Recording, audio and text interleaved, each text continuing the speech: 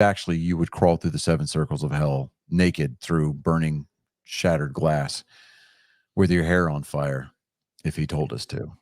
And and you knew that you didn't have a problem doing it because he'd be right there doing it with you. He when I say that he led from the front, I mean he would lead from the front. He would take care of whatever officer duties that he had to do, and he would come back to your location and he'd take off his gear and he'd grab a knee tool and he'd start digging start helping to dig that improvised or that improved fighting position right along with you. He'd be filling sandbags. I mean, nothing was really too good for him, and it was a pleasure, and it was an honor to have served with this man. I earned my expert infantry badge with him. Um, that's a day that personally I'm never going to forget. So that's my tribute to his family, his two kids and his wife that he left behind. I can only offer this is that to a T, every man that he served with and commanded, we say thank you for sharing the life of your husband and your father with us. We mourned his loss and continue to mourn his loss with you. We also celebrate the fact that such a man lived. So no slack. And thank you. All right, let me get Max in, and then I'll go ahead and share mine. Welcome, Max. Now, for mine, I picked Jack Kirby. Now, Jack Kirby. Hello, everybody. Hey, Max. Jack Kirby was born 1917, son of an Australian Jewish immigrant,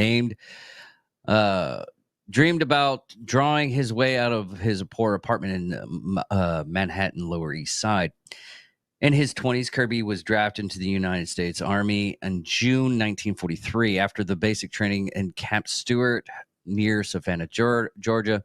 He landed in Omaha Beach in Normandy, France in 1944, just after D-Day. A lieutenant discovered he was a comic book artist. In all reality, he was discovered as an artist. Nobody knew who he actually was.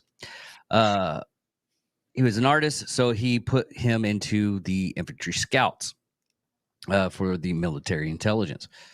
Basically, what Kirby did, he did the dangerous job of going into advanced towns and drawing constant maps, pictures, and essential sketches out of the position of the Axis forces on the front lines in France. In the Battle of Minsk, he was a big supporter of it, and that was his last mission because he ended up getting trench foot and frostbite, which almost took his legs or took his feet. But later on in his life, during the 1970s, after doing great work in the comic book world, drawing action figures such as Captain America, Fantastic Four, X-Men, becoming a big part of DC Universe's fourth world, where he created Darkseid and the New Genesis. Now, also, he ended up helping out with something called the Lords of Light. Lords of Light, if you look into the CIA stuff, it was basically an artwork that he did for the CIA for Lords of Light for Project Argo. Basically help out with the spy mission by creating the artwork and helping out with the extraction of U.S. citizens. But about 1996, he ended up passing away, and we still have a remembrance of Jack Kirby doing Captain America and all the artwork that he created for comics. And that is it. Max, you got one?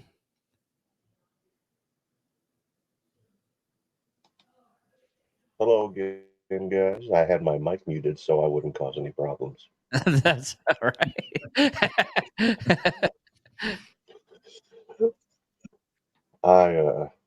Happy to be here. Happy Memorial Day to you fine gentlemen and to Chris, who has a water emergency. Yeah. Water emergency does happen. Yeah, he's strapped down in the middle of the desert somewhere trying to drink the water of life. It's tragic, but hey, sometimes it happens. Max, did you have any guy for Memorial Day? I do. And I was going through it for the course of the last week and thinking about, who is it that I want to speak about during the course of the show.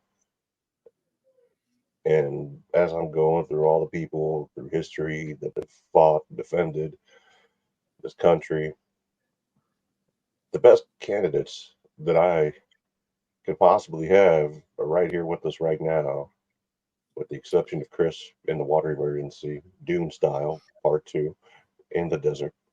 But with us today and every Monday, we have gentlemen who have served this country in Mr.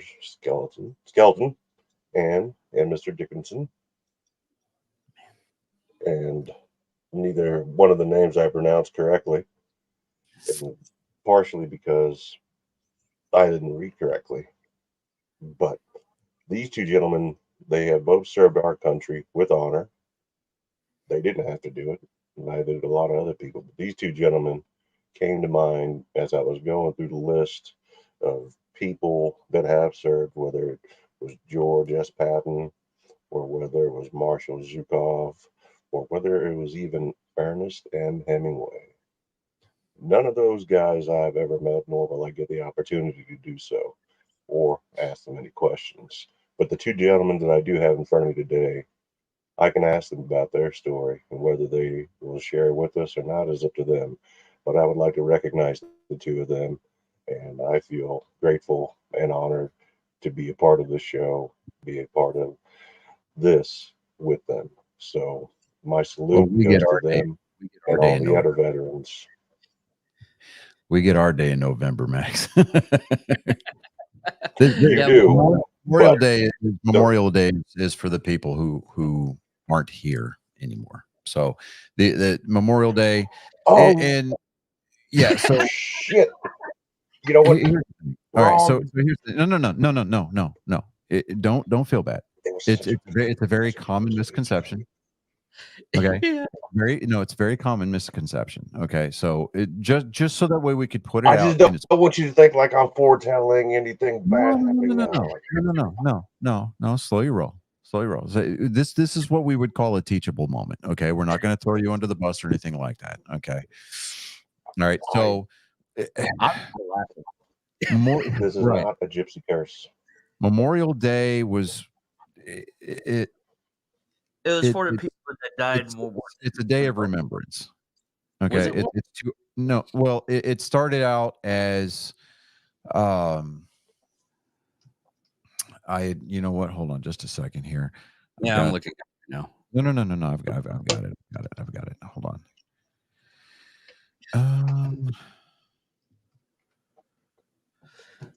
Where's it at? Okay. I got the Wikipedia app already.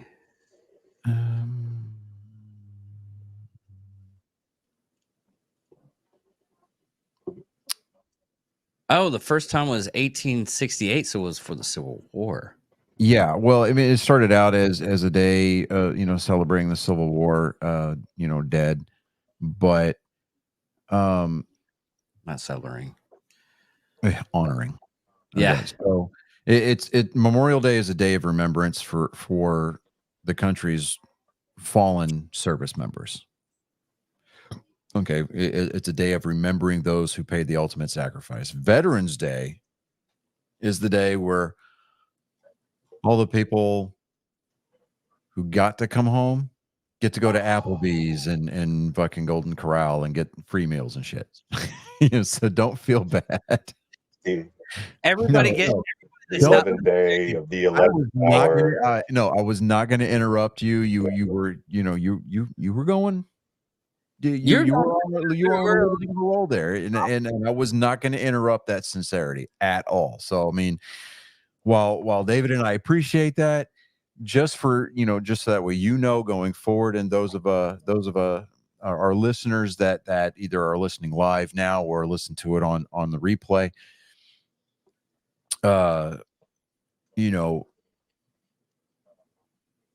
Memorial Day is for those of us that the honor to the fallen. Yeah, it's to honor the fallen. So I mean, it's it's why we go to cemeteries and we plant flags next to the headstones of service members. Does that make sense? I mean, it's in the name. Memorial Day. Yeah. So it's all good, Max. Don't worry about it. So I mean, I had a Ron Burgundy moment, gentlemen. I'm sorry. That happens. Yeah, it happens, dude. Don't worry about it. I mean, it's all But good. I was sitting there.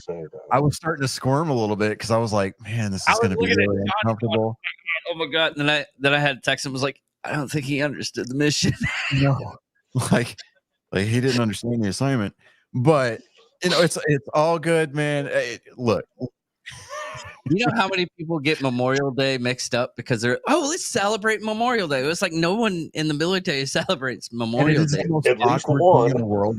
Like today, I went to HEB today to get a couple things, and happy Memorial Day, and I'm like, like. No. You could just see Johnny looking out into the nothingness, just remembering like all you see is like mortars and everything like that. No, like, no. Don't get that sideways. I'm legitimately just for the sake of Max. I was sitting there going, I just got done talking about my old platoon leader being the personification of professionalism and tact and military bearing. I really need to think of a way to eloquently correct him. Because I mean, anybody else, it'd have been like a stern knife hand through the camera going, listen here, fucktard. Like it's you and we're solid, man. No, we're solid. It is what it is, man. But hey, look at it this way. It's what you learn after you know it all that really counts. Yeah. And going with the first sport that we are going to we're moving on. We're moving on. I'm born in Russia. We don't have Memorial Day. I don't understand. I'm sorry. We're going to talk about, it's a little bit nerdy, Thundercat Racing and Surf. Make up some points to get themselves back on top. Bathrooms by Elite was in basically, second place. What the? Oh, no. Not I hate the StreamYard commercial. Is it? Yes, I know. Yes, it is. Hurry the fuck up so I can skip. There we go. Lady? Anyways, we went from a hot chick to a hot dude. Basically what they do is they take the skiffs, motorboats, and they race them. Okay, so they have to get out past the breaker, right? Yeah, basically. Okay. All right. See the beach right there as you see it, right? They've got like feet and feet and feet of beach. Like people can sit there and actually sit on semi-dry sand. I'm not kidding you. The beaches about 10 minutes south of me, Surfside, Quintana, all the way down to the San Luis Pass, the beaches are closed this weekend because the tide is incredibly high. As in there is, Mindy and I went down there, I think it was Thursday. Yeah, no, what was it? That Thursday. Went down there Thursday afternoon last week. just to take a walk on the beach, right? You know, because that's what married couples are supposed to do, spend time together, blah, blah, blah. And I'm like, I wanted to get out of the house. I wanted to go down to the water. You know, it's cathartic, you know, listening to the sound of the surf crash, that kind of thing, right? And I'm not kidding you. Literally, there was 10 feet between where the water was coming up and where the dunes started. And the dunes is the front end of the beach. You know, it's where they start putting beach houses and crap like that. Yeah. And normally you've got 50 feet of sand, you know, 50 feet of beach to work with. Yeah. Nope. Every bit of 10 feet. And then they close the beaches all together on Saturday or Sunday because there was zero beach. Like the tide had come in that high. And it's just because of like the weird weather patterns and everything like that. The water was incredibly warm last week. So we're going to have an active hurricane season down here. So what you're saying is that the climate change activists were right, and we're losing land. No, what I'm saying is that, you know, the seasons, it's a thing. Yeah, climate change. It's temperately mild in the winter and hot as balls during the summer. Dude, the humidity is so bad outside that it's here in Wichita Falls, it's fucking horrible. I mean, seriously horrible. My balls got stuck in my leg like constantly. I bought a new pair of underwear just so they could separate everything, and it's still sticking. Well, that's why I wear Hanes. They've got the little ball hammock in them. So yeah, that's what I'm wearing. Yeah. Oh, bro, dude, dude, did you try? Have you tried their new? I mean, they're like $20 for 3 of them. Right? Yeah, it's like the cool technology. Yes. It's got the mesh right there. Oh, dude, yeah. It's got the little ball hammock, right? Yeah. Dude, I'm gonna buy like 3 more pairs. Yeah. It's absolutely I mean, it is. It's they're not paying us, but you know they should because I want to buy more. Right. Okay, so let me see here. Baseball. I want to talk about the one thing in baseball news that I found, and it's not the one that you said we wanted to beat like for a dead horse. This is beaten like for a dead horse too, but it's also part of our thumbnail. The Dodger Stadium, there was a car that caught on fire. And it's decided to play We Didn't Start the Fire by Billy Joel. Yeah. Billy Joel. Yeah, the organ player was playing We Didn't Start the Fire. And I mean, dude, they were showing footage of this burning car out in the parking lot on the Jumbotron. Yes. And the organ player had zero chill. Yeah. I mean, that I'll give props to. That was awesome. That was awesome. Oh, boy, let me see here. Shohei Ohtani, he's throwing from 60 feet right now. He's saying that he wants to return to the mound next season. Oh, look, I am so over the whole Shohei Ohtani romance with that baseball's got going on with him. You can have all the talent in the world. No. Able to go in next year, not because of his surgery or anything, but because of the actual other allegations that are against him. Right. Well, it's the thing of it is that it's like you can have all the talent in the world, but if you've got a shitty personality and you have demonstrated resoundingly to the rest of the world that you are a Blue Falcon, bro. I mean, he must be like Emperor Tojo, like personified, reincarnated, and that's why this interpreter buddy of his threw himself under the bus for the glory of the empire. You know, I mean, come on, man, seriously. It's. I don't know. Could I ask a question, Johnny? Yeah, what's up? Is it about the interpreter that gambled and then I'm not saying that the somehow didn't do any gambling on his own, but I find it very hard to believe that Shohei Ohtani was so ignorant or inept at his personal finances that he didn't notice several $1 million missing from his bank account. And if anybody has never met anybody that is of Asian descent, then you know that is impossible. Yeah, and we're not trying to make it like a racially insensitive thing here at all. I mean, But it's true. no, yeah, I mean, but by no stretch of the imagination do we want our listeners thinking that this is how we view things in the world, because it's not. We have just I don't know. I don't know if it's because we've become overly cynical or whatever. Honestly, it doesn't matter.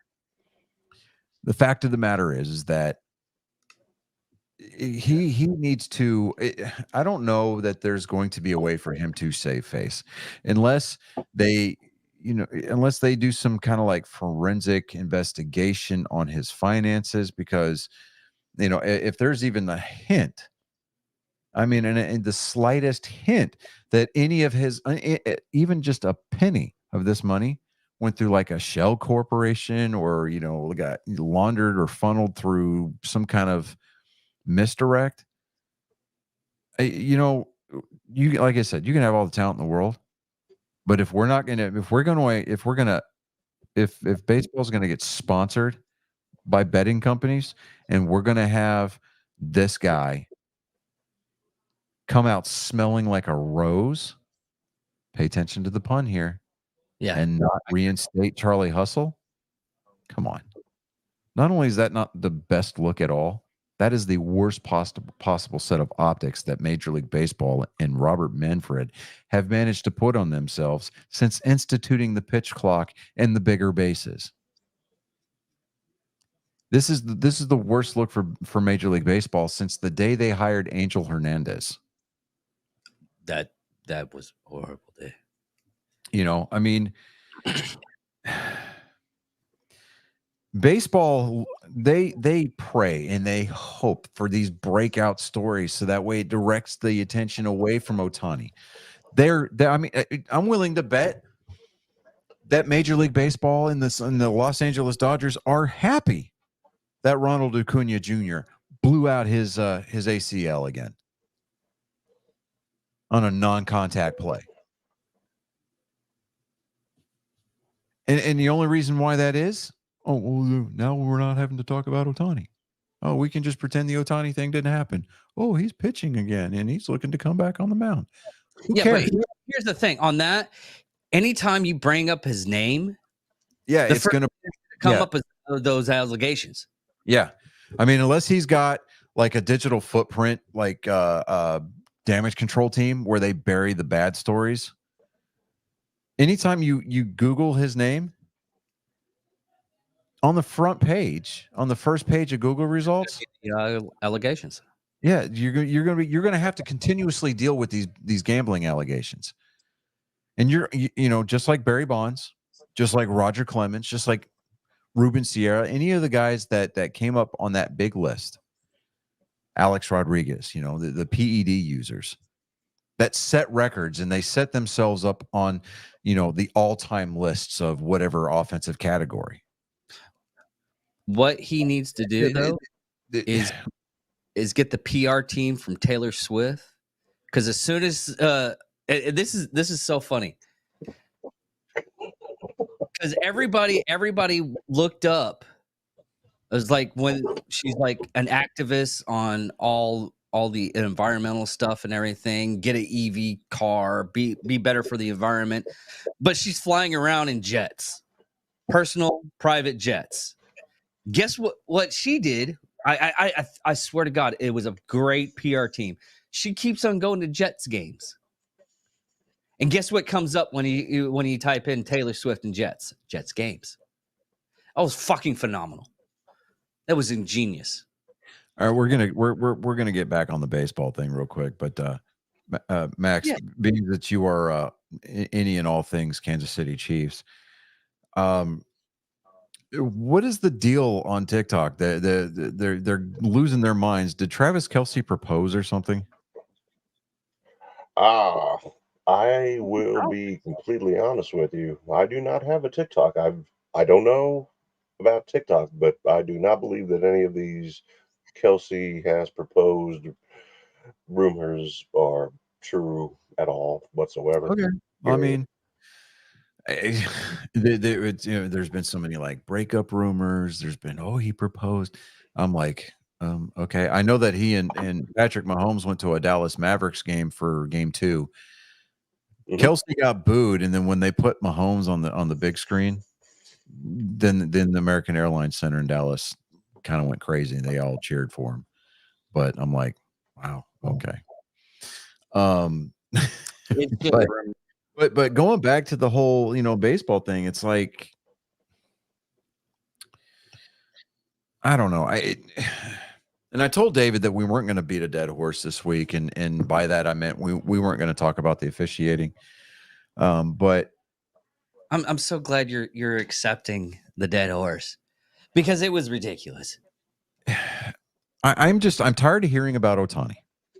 I really am, and it's like, oh, he had a good BM this morning, and they're going to throw it across the front page, across the homepage for Major League Baseball. Enough is enough. Last time unless he is the emperor reincarnated, and he is in fact the chosen one, he's supposed to bring balance to the force. He still puts his pants on one leg at a time. So He just can't talk to his teammates anymore because he doesn't have an interpreter. we all know that that's horse shit. That's where the problem is. You see, I didn't mean to interrupt. I'm sorry, Johnny, but Go ahead. here's the thing. Either one of two things is got to be the answer. Number one, either he's the stupidest human being alive and using the I don't understand English, and it was my interpreter bit, or the people that are listening to his bullshit are the stupidest people alive to believe that happened. I don't believe that we should be insulted, nor should our intelligence be insulted at the same time.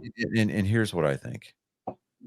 I think that the Dodgers ownership group, that their front office is so they don't want to get caught with their pants down. They don't want to look bad. Okay. And they are so committed. No, they are so committed. They are so sold out on winning a title now that they don't want to come out looking bad on this. So of course they're going to back their horse. They just invested $700 million in this guy.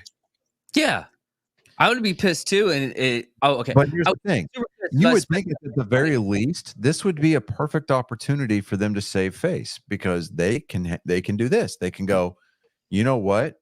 Before we honor this contract, we're going to launch an internal investigation. Yes. And if there's even a single person in that front office that thinks that he's guilty of it, that gives them the perfect opportunity for them to cancel the contract. They can reject that contract, because somewhere in there has got to be a player conduct.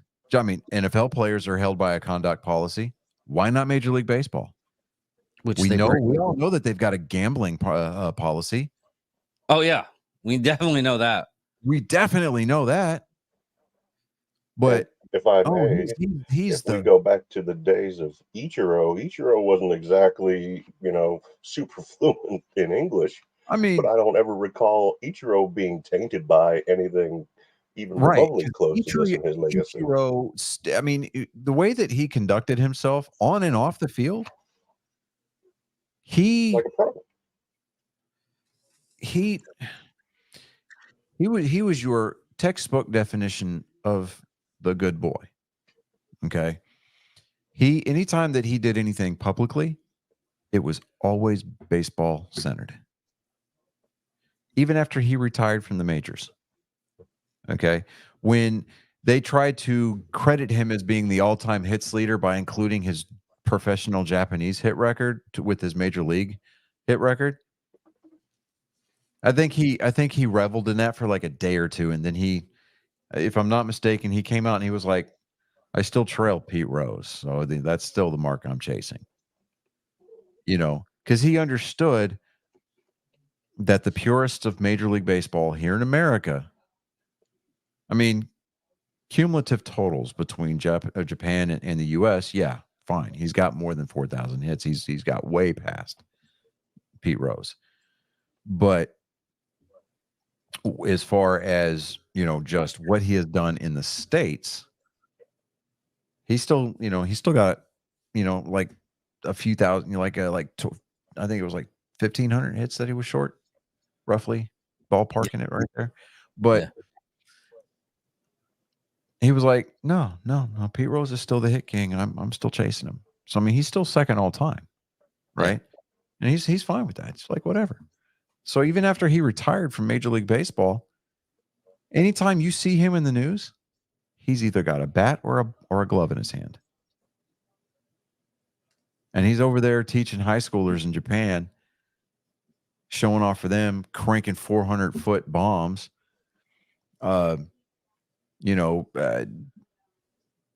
knocking over bats that are stood up like cricket stakes, from the pitcher's mound, and doing it with velocity and control.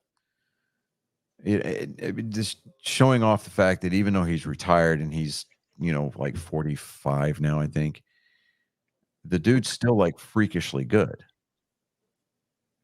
Yeah. Okay. I mean, he's an ambassador for the sport, and I wholeheartedly support Ichiro Suzuki being inducted into the Major League Baseball Hall of Fame on the first ballot. 100% behind that. He needs to do it as a Mariner, though. If he shows up with a Yankee hat on his Cooperstown plaque, they're going to burn down what's left of Seattle. So, I mean, so maybe not a bad idea to go ahead and show up in Yankee stuff then? Oh, no, because, they still have the naval base across the Puget Sound that needs to be protected. There's a statue of King Griffey Jr. outside Safeco Field that needs to be protected. So let's not burn Seattle down. Okay. I mean, there's still hope for Seattle. Just, I don't know. I mean, as long as we don't get those like incredibly ridiculous TikTok girls going over to the gum wall and licking the gum on the wall for clout. I mean, let's just not do that. Oh, dear God. Tell me you've got a raging, scorching case of herpes without telling me that you've got a scorching case of herpes. Yeah, they do it like that all the time. Right. So, right now, tonight, the number 1 seeded Boston Celtics are leading the 6th seeded Indiana Pacers 55-51 with 2:37 left in the second quarter. Boston leads that series 3-0. The Indiana Pacers were projected to give the Celtics a run for their money. They were talking about that going the distance in that series. The Pacers have utterly collapsed. You could almost make the same argument for the Minnesota Timberwolves as they play the Dallas Mavericks tomorrow night in Dallas in hopes of extending their season by at least another game. Dallas leads that series 3-0. The Luka Kyrie duo, bro, I'm sorry. I love my Celtics, but if the Dallas Mavericks and the Celtics end up playing in the finals, that's going to be brutal. It's going to be brutal. I mean, it's going to be a great series. And I told you, that's the worst case scenario for me because that's my varsity and JV team, facing off against each other. Oh, just when you think it's safe to have a JV team in the opposite conference, this is what happens. But yeah. So basketball season's almost over, at least for the NBA it is. Caitlin Clark's still out there doing her thing. She's pulling in, tickets. She's driving ticket sales. I mean, you're I'm reading stories all over the internet, all over Twitter, all over Facebook. People walking in and their grandfathers are watching WNBA games, watching Indiana Fever games, to be specific, because they want to watch Caitlin Clark. I'm like, wow. Okay. So That's the only reason why people are watching. the rivalry between her and Angel Reese, back when they were playing college ball a few months ago, dude, it made the women's tournament relevant. It actually drew higher ratings than the men's tournament did. Mhm. To this day, I can't tell you who won the men's tournament this year. Oh wow. It was UConn again. Okay. We know that Caitlin Clark made it to the final. She didn't win, but she made it to the final. The ratings for the women's tournament were higher this year than they have been for the last 15 years. Caitlin Clark in this draft class is going to make it possible for the WNBA players to make the argument for higher pay. And that is simply because of the one thing that everybody told them that they had to do. Fill the seats, and fill the seats consistently. I'm not saying that we need to put the future and the solvency of the WNBA on Caitlin Clark's shoulders. But that young lady right there, if she continues to be consistent and she continues to stay true to herself, she will save that league. 100%. And you can quote me on that. As a matter of fact, at the 45-minute and 26-second mark of episode 162, roughly 8:15 Central Time on May 27th, 2024, I said that. I see David typing it like he's making a note. No, I'm not doing that. There's a scandal going on with the ticket sales. What, in the WNBA? No, with everything. Ticketmaster and Oh yeah, No, Ticketmaster's been doing people dirty, dude. No, I mean, it's absolutely. not Ticketmaster. I Is mean, it something new Ticketmaster, now? Like that? Is it the secondhand sellers? it's Lively. I think it is. Oh, yeah.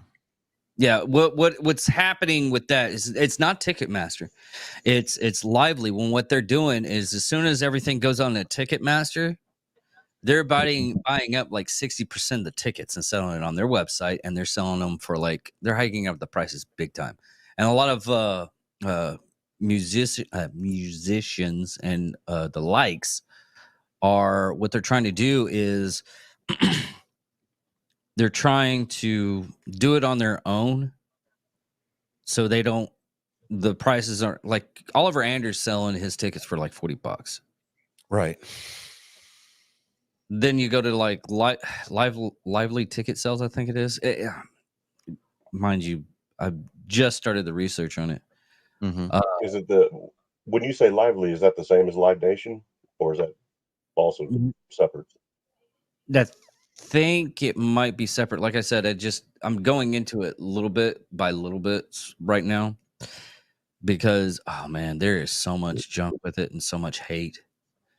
I don't actually get the actual facts as of right now because I keep on bumping it into like artists and everything that have a fucking problem with it because they're not selling to fans; they're selling to people that. Well, they're in August. Price. In August, Chicago is going to be in concert in the Woodlands down here, and so I've been keeping my eye on those seats. And the door to the studio just opened because my sister-in-law's dog nosed it open. I've got a house full of people over here. That picture that I just sent you, Max, that's the brisket that I cooked today. Yeah. Yeah, let me go close the door. Hold on. Yeah, well, me and Max will talk about the ticket sales and everything. Yeah, it's a major lawsuit. I don't know what it fully entails on that lawsuit as of right now. I know it's a monopoly. Is that better? Yeah, it's 100 times better. I don't hear anything. Yeah, but it's a monopoly lawsuit. Basically, saying they have a monopoly of the business and that's the reason why they're trying to get them to separate a lot of their stuff. Yeah, well, I mean, I'm watching like for this Chicago concert. Waiting on Colin to. Hey, what's up there, guy? Yeah, Colin. So yeah, so Earth, Wind, and Fire is going to open up for Chicago on August 24th down here in the Woodlands, which is North Houston. Lawn seats right now are like $35 each, but I'm going to try to get some floor seats, which is going to be like $100 a piece. But I'm straight going through Ticketmaster on that one. I mean, I know that I'm going to have to pay a Ticketmaster surcharge, but I mean, at least at that point, I know that Ticketmaster offers insurance for their events. Yeah.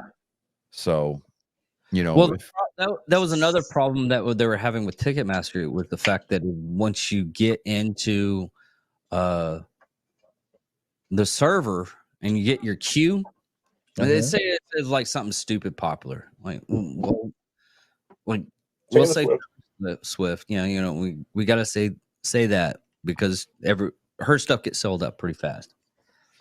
Right. What is happening with that is, if you're in queue and you refresh and you're finally in your seat that you already clicked, and if you're not fast enough, it gets taken away by these bigger companies. Yeah, because I mean, a lot of what they're doing is they're using bots. Yes, yeah. Big time. And so for the life of me, I don't understand this. Okay.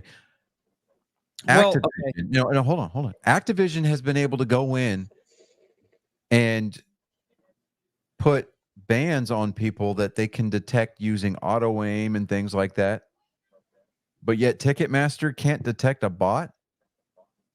But look at it this way, okay? There's like I said, I just briefly saw this. They're selling sneakers, okay? Yeah. Now, this one guy, he wants all of his stuff. He's making his own style of shoes and everything. Mm-hmm. They're Nike Airs, and he's selling these shoes on his website for $25,000. Now, the reason why he's doing this is if you go to his Twitter account, you get a discount code for $24,750. Basically, so he's doing it to drive traffic through his Twitter page. No, he's not trying to drive traffic. He's trying to get rid of all the bots that are buying these sneakers, because they'll buy them like 25,000 of these sneakers, and they'll put them on eBay for 450, which they're trying to sell the sneakers for 250. Which, in my opinion, that's still a little bit too much for a sneaker. But you know, but if a bot wants to buy a $25,000 pair of shoes, he comes out better for it.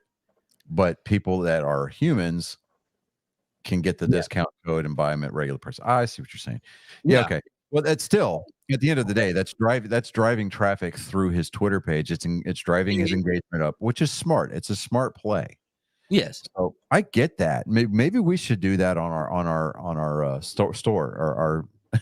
Once we get everything figured out, because we're still once we get the bugs worked out. Yeah, absolutely. Don't be surprised, people, if you go on our website and click on our store link, that you don't see a $25,000 T-shirt, but you're going to have to go to one of our social media platforms to get the coupon. Have you seen Nick the Fat Electrician did this? He has a T-shirt on his website. I think it's the T-shirt's for $1,000. It says "Heart Communism," and it only comes small because if you're communism, you're not going to be fed. So yeah, that's awesome. I like where this is going. Giggity, giggity. Oh, that's awesome. That's great. I talked to him about that because I gave him the T-shirt you had, and I sent it to him. And he said thank you. Okay. I told him what we did. I was like, the shirt hasn't been worn, so really. But he needs to show. He needs to do a video wearing that shirt. That would be awesome. But he needs to give us a little bit of love here. yeah. You know. But it's funny how a lot of people are going around and stopping. I mean, even what's his name? The Red Ranger from the first Power Rangers. Right. Jason, what was his name? Yeah, the character's name was Jason, but yeah, I know what you're talking about. But yeah, he gets pissed off at all the eBay like Power Ranger figurines and everything, signatures, and he's a great guy. I mean, he didn't serve our country, but he served our country because he didn't go into like the military. What he ended up doing was he did a volunteer thing for medical stuff. He's like an EMT. Yeah. But he's been overseas doing EMT work for the military. Yeah. He's just doing it as a civilian. But he got pissed off at all the eBay sells. It's like, this shit shouldn't cost our customers like. Can you imagine that though? Can you imagine that? Like you go, like you're just Joe Blow, Joe Snuffy, Private E1. You're going to you're going for a checkup, and the battalion PA tells you go down the hall and go see the civilian down there. You're getting your blood drawn. As you're getting your blood drawn, you look up and go, "You're the fucking Red Ranger." Like, can you imagine that? Like, dude, no. Here's even funnier. Okay. Here's even funnier. Okay. Who is the lead singer to Van Halen? David Lee Roth. Yeah, well, at the time, Eddie Van Halen was the guitarist because obviously, yeah. But to my knowledge, Eddie Van Halen never did lead vocals. I think it was David Lee Roth, and then it was Sammy Hagar. Yeah. Well, David Lee Roth got bored and stopped doing shows and everything. You know what his job was? He was an EMT in New York City. Could you imagine getting your life saved by David Lee Roth? Right? Like, like, oh God! Wait, weren't you the guy that started talking about Hot for Teacher? What's going on here?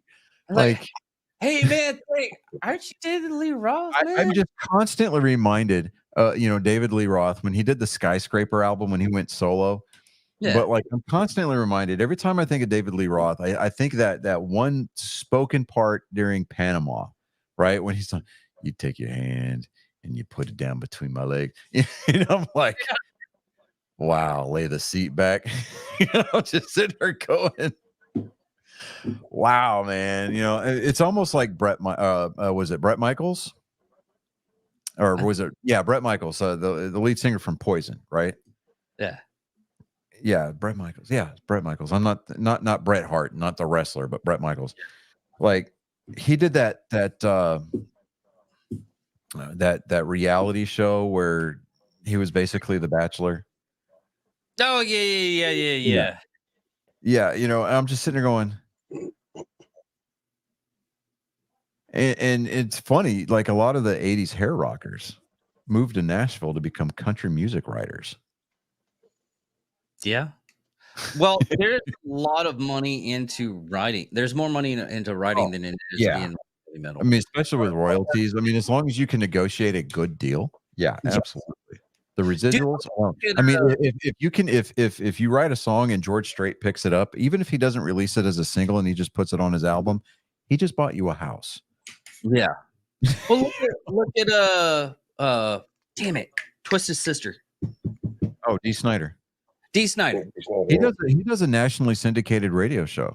Yeah, it's actually really good. Oh, it is. That's one person as a celebrity I would give my left fucking nut to talk to. Not because, he was in Twisted Sister. No, he's done so much shit, especially for like free speech and everything. I would love to have him on the show. But you know how he made his millions? Dee Snider made his millions not on Twisted Sister, not off his radio show. He was tour broke, and he wrote a song for Celine Dion. Yeah. And that's how he made his millions. Yeah, his back in April, the Stones were in Houston on their one of their mini world tours. Since the farewell tour. World tours, that it was last tour again. Yeah. This is the last time again, maybe. Yeah. Maybe. Probably not. Mick Jagger went on like this huge tour of Houston, the Houston area, right? The original the where fajitas were basically created it's a Mexican restaurant, Nefta's, I think it is, downtown in Houston. I've been there a couple of times. Colin's been there a couple of times. We would usually, if we go to a Houston Astros game, we'll go there, eat dinner, and then if you eat dinner there, they will, before the game, you can park there for free, and they will shuttle you to and from Minute Maid Park. I was like, you know what? That's a good deal. You know, feed the family so you don't spend an arm and a leg trying to buy, hot dog, ballpark concessions. But, yeah, he went on about Texas barbecue and this Mexican restaurant. Like, he absolutely loves this place, and he goes, single-handedly will be the reason I come back to Houston. I was sitting there going, wow. Okay, if you're willing to brave the traffic and the bullshit just to go to a Mexican restaurant, yeah. And this isn't like, now, Max, to put it into perspective, it is not your run of the mill Tex-Mex fare at all. We're talking authentic Mexican foods. It's freaking good, dude. The place is never not packed.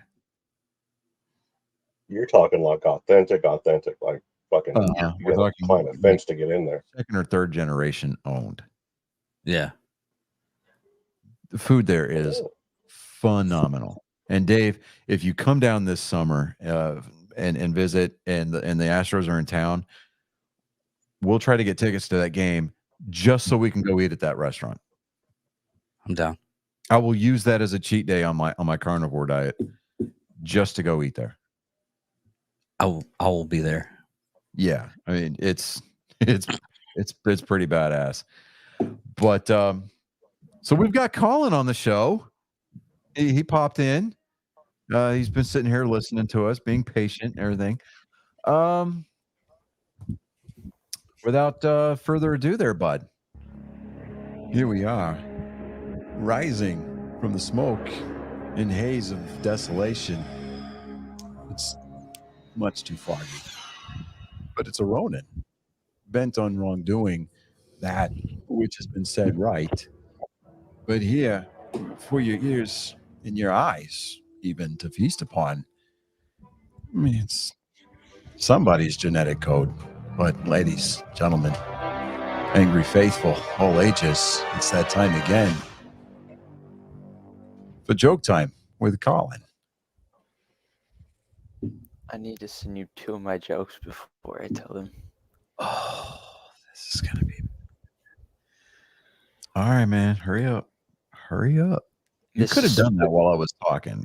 No, but this is like specifically so that it's like I don't know what the words are that we can't say. Yeah, I can tell you right now, just from the preview, this joke is kind of a no-go. Did you guys know that Helen Keller was a big fan of comedy? I don't know if you guys knew that or not. Did you guys know that? No. She actually preferred dark humor.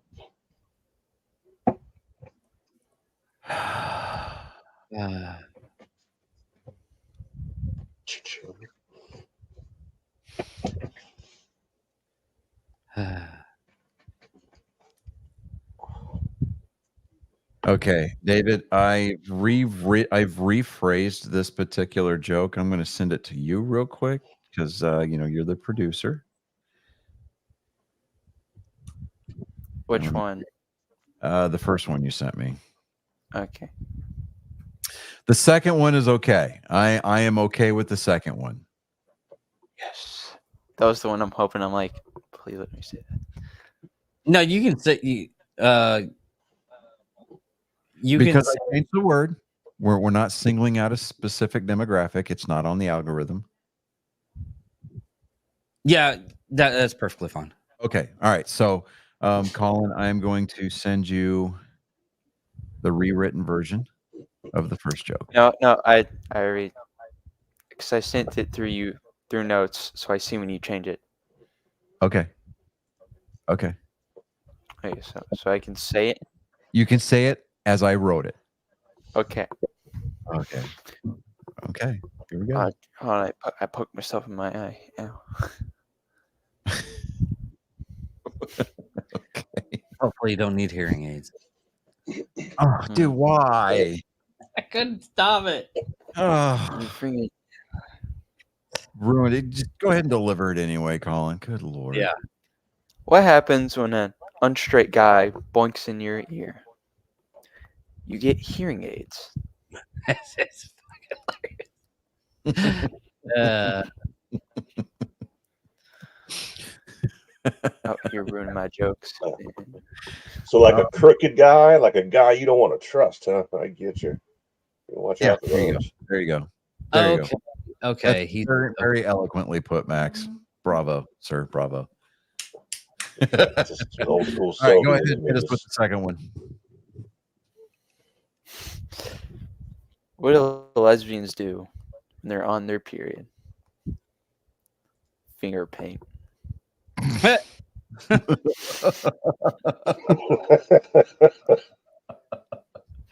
That one's my favorite so far tonight. It is because I'm like, that's high quality H2O right there.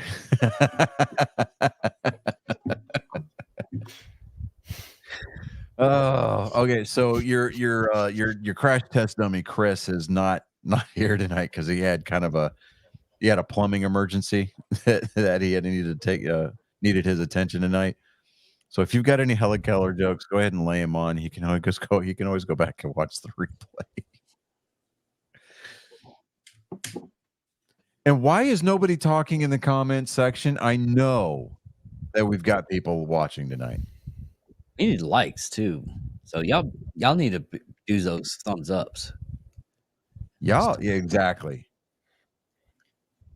My internet is No, dying. we can still see you, bud. We can still hear you. No, No, I know, but it's like you guys keep freezing and the audio goes weird. Oh, How weird, like two guys that you don't know at the sleepover. this better not be. No, I just got some news and I'm trying to figure out. is the baby yours, David? Because No. my room's. Oh, okay. He is not the father. Have you seen that video of the guy that starts dancing after he's declared not the father? Yes. Yeah. Mhm. Yeah, I've seen that. No, I got a thing that Bruce Willis died. No, you shut your poor mouth, David. Hold on. No, he didn't. No, He did not. No, he's not dead. However, Bill Walton, the great basketball player, Hall of Famer, did pass away. Bill Walton died. David, you can't do that. You cannot do that. Look at that, David. You drove our viewership down. Damn. Because they all clicked off to go check. That's horrible. Bruce Willis himself was checking. It's like, what the fuck? My dad? He's like, I'm not dead, motherfuckers. I'm not dead yet. Samuel L., tell him. Bro. You will not die yet. David, before you utter anything like that out there, put that shit in a text message, bro. Yeah, Belle is sitting there going, David, don't play with people's emotions like that. God. Thank you for sounding off, Belle. Thank you. Well, tell people not to send me that shit. Well, who says you got to buy it? That's why I was researching this stuff. He's not dead. He still has that like disease stuff, and he's still maybe doing like You're not going diet. to see him in any movies anytime soon. I'll tell you that, unless it's Die Hard. But he's like, I mean, really putting dead. false information out there is like, you know, trying to scam a family member out of their car, knowing you got some active repos and you know, out there on the car that you failed to make payments on, hiding that shit in the garage, and then Oh, you know, oh, I can't do my own dirty work. I'm going to have my mom create a fake TikTok page and go look at other people's shit. No, you don't do that, David. You are better than that. I know. I still That's have how I another was joke. like to research this stuff. I What, figured Colin? I still have another joke. Just Yeah, hey, go for it, Colin. Knock it out of the park, bro. God. as Knock, long as it's not knock. about the death of Bruce Willis. Who's there? Anne Frank's last words. I Dear get God, it. I get I it. get it. I get it. It took me a second. It took me a second. Yeah. Oh, The Jewish guy gets it too. Oh, Funny, wow. funny. oh, that's not funny. What? You don't think we laugh? You think we just like money? Oh my God! If we can't laugh with each other about ourselves, then where are we? I Oh, like it. man. You got to be able to do things like that. Otherwise, hey, we're not going to. Oh, what? I'm just sitting like, okay, so I'm sitting here, and then, you know, as Max goes, the Jewish guy gets it.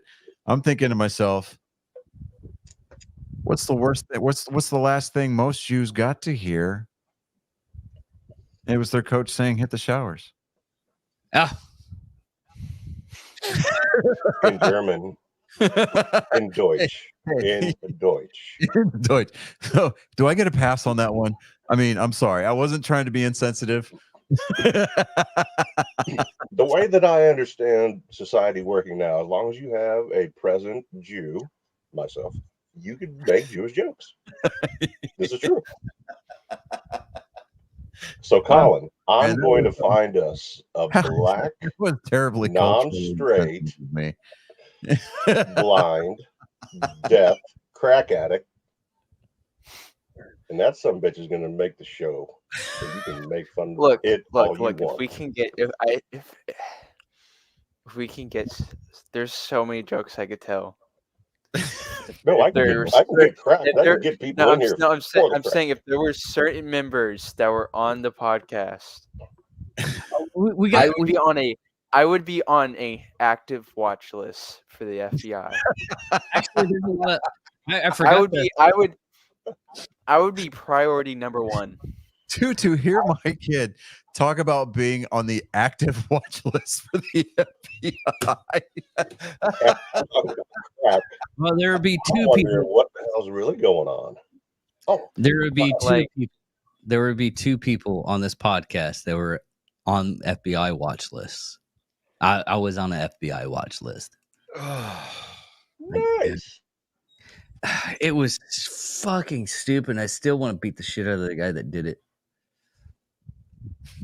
Did I ever tell you that story, Johnny? How I got on the FBI watch list? Think? Okay, this is back when Columbine High happened. Okay. Oh, yes, you told me about that. 1999. That was many moons ago. Yeah. No, Yeah, what had happened is I was in the military at the time. So a bunch of my friends, but some of them were actually going into the military. And Wait, time out, Dave, time out. For context, this is 1999, right? Yeah. Around the same time Columbine happened. So around April 1999, you're in the military. You would have been what? I don't know. How old were you? 20. he would have been roughly about 20 years old. Yeah. Around What had 20 happened- years old. Yeah. What had happened was back in when I was in high school and when they were still known right after I left, it was a bunch of my friends called it the Trench Coat Mafia. The reason why we were called the Trench Coat Mafia is what we watched Highlander way too fucking much, and we always wore trench coats because of it. That was the whole reason. Yeah. Nothing sinister, nothing That's the evil, story. nothing. Honestly, yeah, David, that's the story. Like, Yeah. we watched way too much Highlander. We fancied ourselves members of the Clan McLeod, Yeah. and the FBI got involved. That's Yeah. all you need to sell. That is the entire sales pitch for the story. And if people want to hear more, we have a Patreon, or you can donate to the channel. Yeah. That You're gonna part of- leave everybody in that part suspense. of the That's story it. is behind a paywall. Yeah. That's Honestly, a I think it's microtransaction. Or you can listen to the Columbine High episode, because I tell that story on the Columbine High episode too. But it was just ridiculous. Phones were tapped. I had to go talk to my first sergeant and OSI, which is not fun. Like, are you? I was like, listen, dude, do I have full anonymity on this? It's like, yeah. Like, They you thought should have owned the moment. like, listen, You should have owned the moment and been like, hey, look, we're in the Air Force. Do you really think we have to, people should be worried about us being tactical and lethal with weapons? Come Yeah. on. Yeah. But I ended up he's like, what are y'all planning to take down the government? I was like, no, we drank a lot of beers and hang out at my friend's house. I was underage where I couldn't legally buy the alcohol and everything. It's like, my parents let me drink there. We take care of everything. We make sure everybody, has a designated driver. Everybody doesn't drive home drunk. It's just a bunch of kids underage drinking. That's the worst of it. Yeah. We're all family friends and everything, and it's at a barbecue. And they're like, well, we could get you. And my first sergeant's like, no, you can't. No, you can't. He's ever being, noticed that, though, David? No good stories in the barracks start with, it was a bright sunny day and we were drinking a glass of milk. yes, there are some. I think. Let me be more specific. You're perfectly right. Our version of a good story versus the wholesome, I had 100% positive experiences in the military stories. Good. Okay.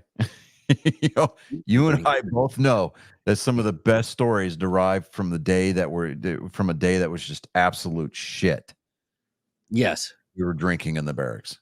Like taking a guy to the hospital because he screamed out he wanted to be Batman and jumped off a second story. Go on.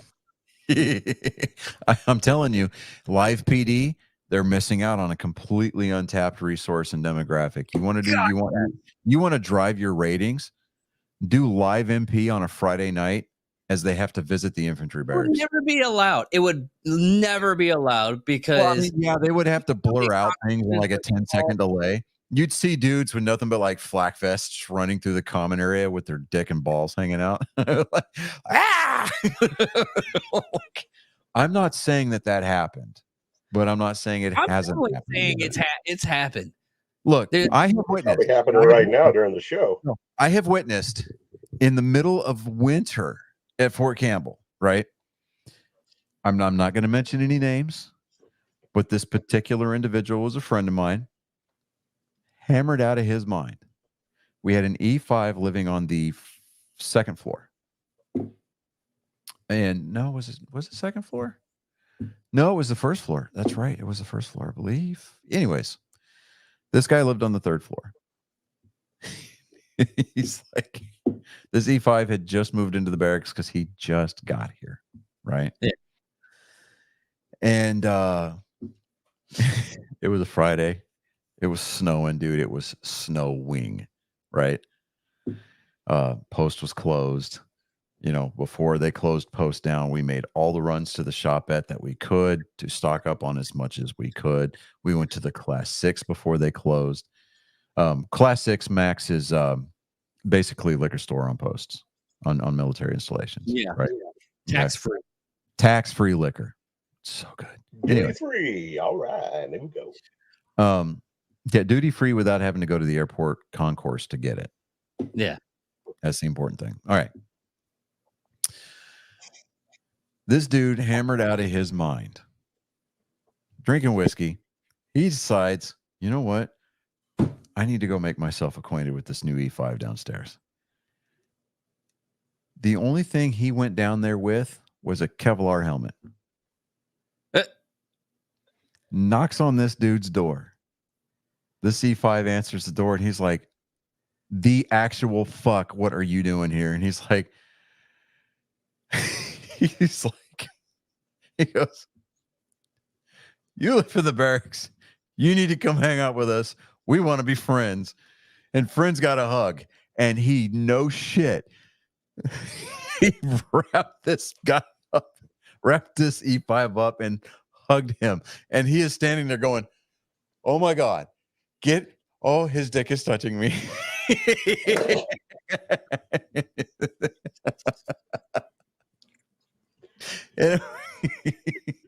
I think the worst He's drunk. like, what, man? Friends got a hug.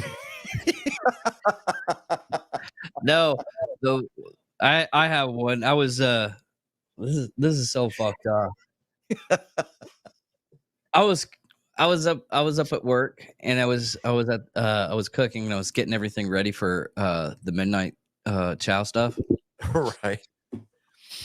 And before you do after you do dinner, you lock up everything.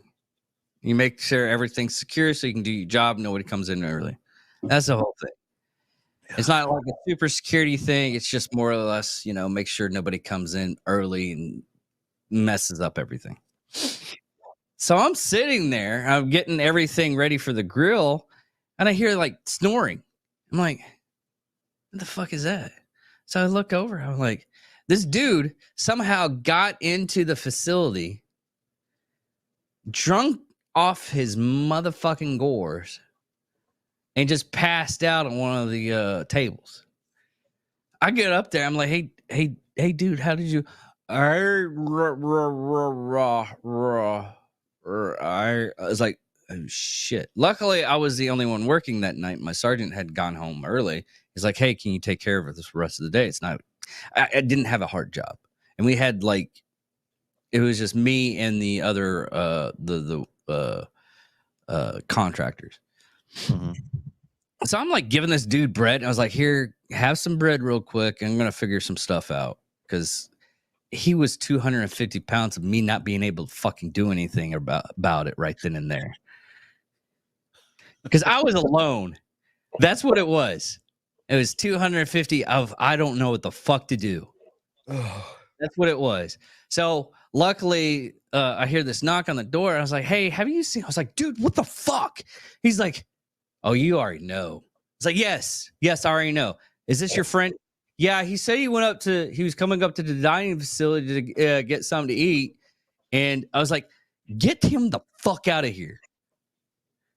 So they got him out and they came back and they're like, hey, we were going to be like first in line. I was like, get your ass, get whatever. And I told the person at the cash register, I was like, let them through. Just let them through. Don't ask questions. Just let them through.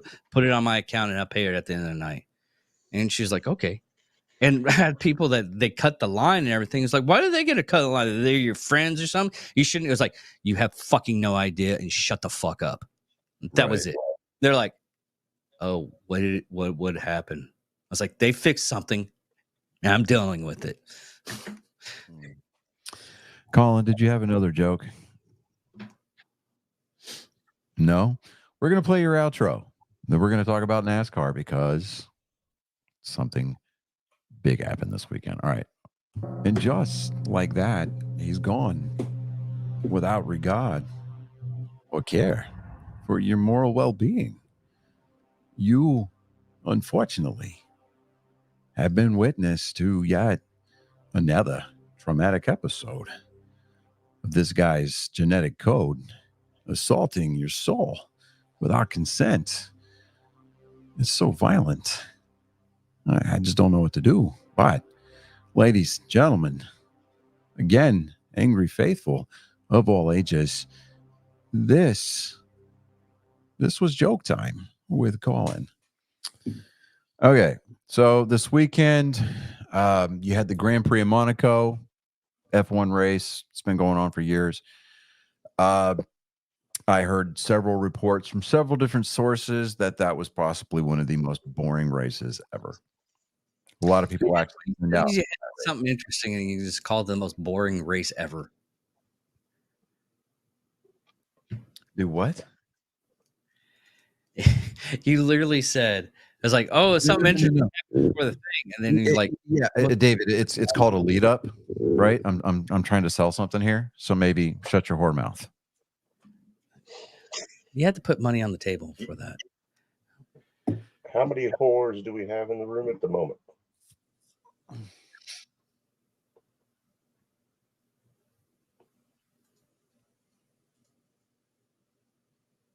This isn't like hard math, is it? Are we still counting? Okay. Anyways, yes. So let me preface my story with the fact that the Grand Prix of Monaco happened this weekend, and by all accounts, it was a very boring race, and a lot of people tuned out. There. Now, on to the interesting things. The Indianapolis 500 on Sunday morning. It was scheduled to start. Coverage was supposed to have started at like 10:30 Central Time. The Indianapolis area got the absolute dog crap kicked out of it. There was like 4 inches of rain that fell on the track. It was a 4-hour and 15-minute rain delay. They got the track dried. They brought fans back to the seats. Drivers went through driver introductions. Kyle Larson was slated to do the double yesterday, where he was going to compete in the Indy 500, and then he was going to fly to Charlotte, North Carolina, and compete in the Coca-Cola 600.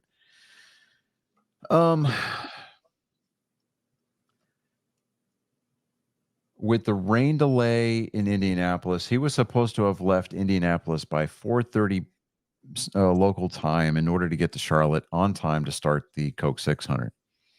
Well, with the rain delay, 4:30 local time would have put him just after the green flag fell. Rescheduled green flag for the Indy 500. He had Jeff Gordon there with him. He also had Rick Hendrick with him. You had Zach Brown there with him. You had the McLaren Aero team there with him. He said, we've got a lot of people here. He discussed what to do with Mr. Hendrick. Mr. Hendrick said, hey, look, we're here. If you want to stay, we'll stay. If not, hey, we'll get on the plane and we can try this again next year. And so Kyle Larson, he elected to stay. He wanted to use it as a learning experience. He finished 15th. In the Indy 500, he started. He started 5th, and actually led 4 laps during the Indy 500. And when he was leading the laps, I mean, it was during the middle of a pit cycle, but still, I mean, he stayed out and was putting good speeds up. I mean, he hit 232 miles an hour during his time up front during those 4 laps. Before bringing it in. He actually did have a speeding penalty on pit road, which meant that he had to do a pass through. It temporarily put him a lap down. But he said he had a lot of information that he put together. Kicked himself for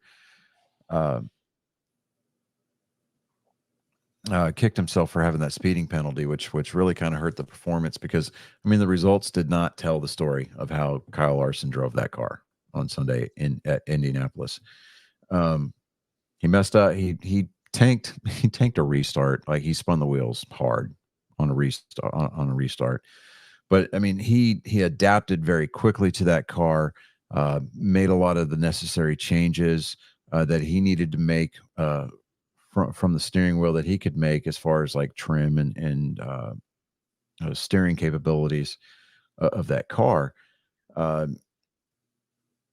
and he finished the 500 miles in Indy. Got on a plane, took off for Charlotte, North Carolina. The Coke 600 had already started. So what Hendrick Motorsports did is they went to Junior Motorsports, owned by Dale Earnhardt Jr., and they asked him to borrow Justin Allgaier, who drives the number 7 car for Junior Motorsports in the Xfinity Series. Now,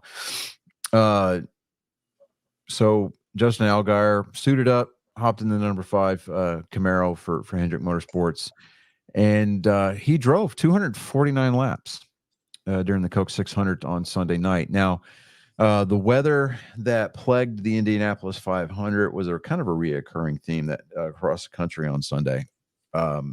Charlotte, North Carolina got tagged with their own lightning and rain.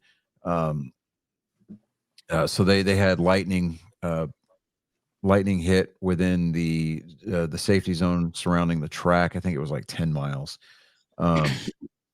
It started the lightning countdown clocks. I mean, the lightning countdown clock is lightning can't hit or strike within a certain amount of time since the last strike in order for it to be considered safe, for fans to go back to the stands, for racers to get back in their cars, kind of a thing.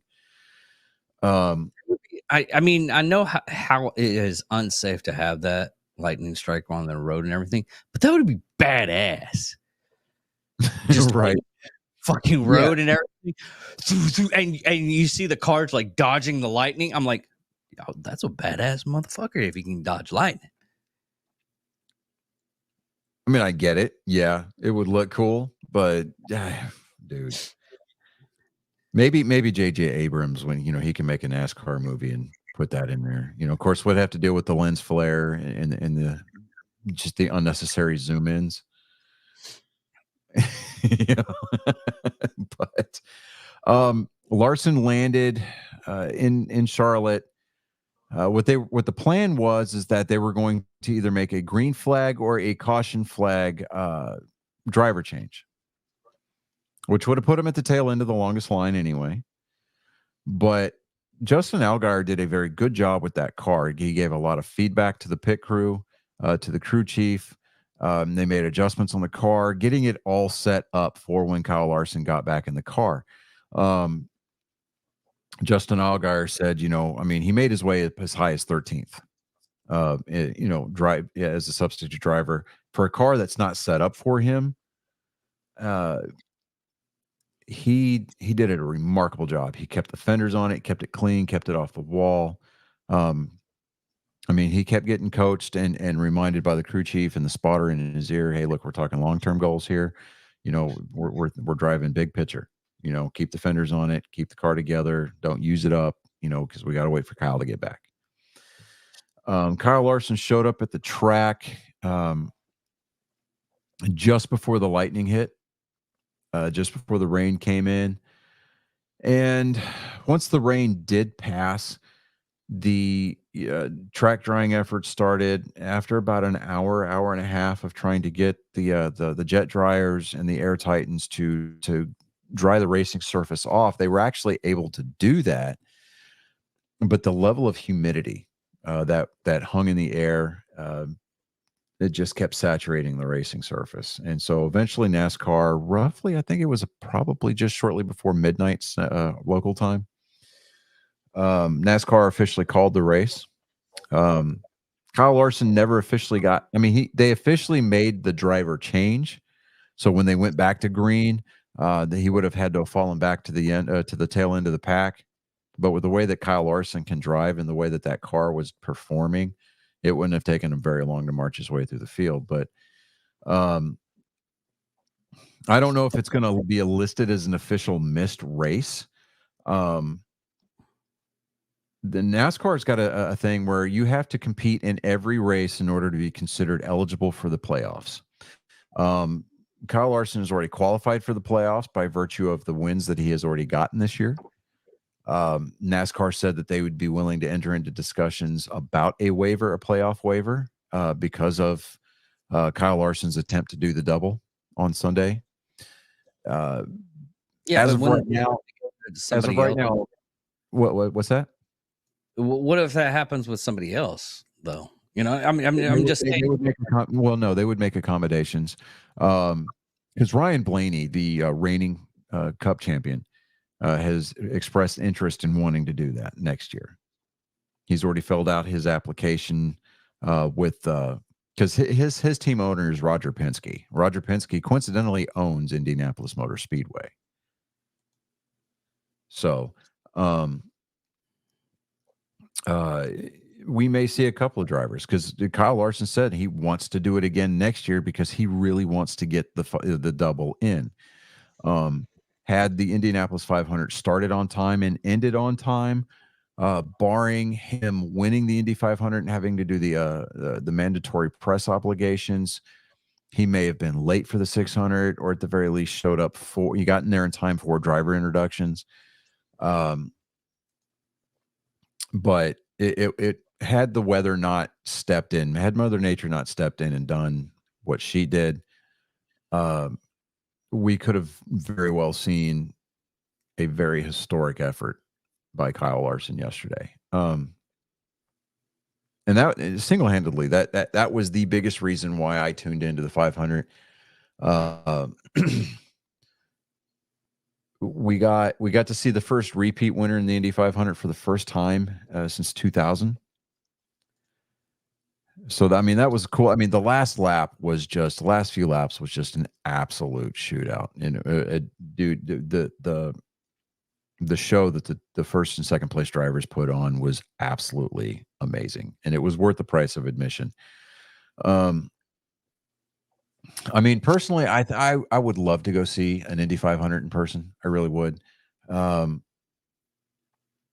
would have to be more, certainly more financially capable than I am now. But no, I don't know. Unless we can become more of a creditable media outlet, and maybe we can get media passes. I don't know, but nonetheless, do what now? Us credible? No. Okay, creditable. That might be stretching it. I get it. I understand completely. Incredible.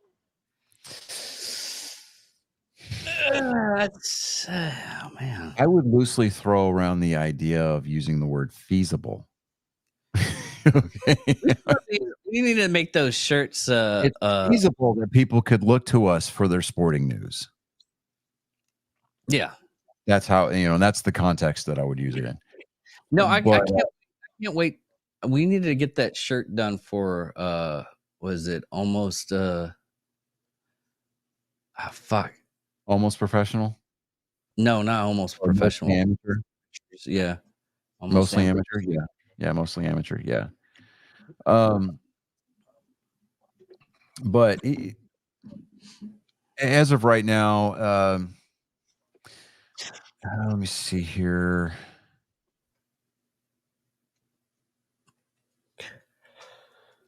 Let me see here.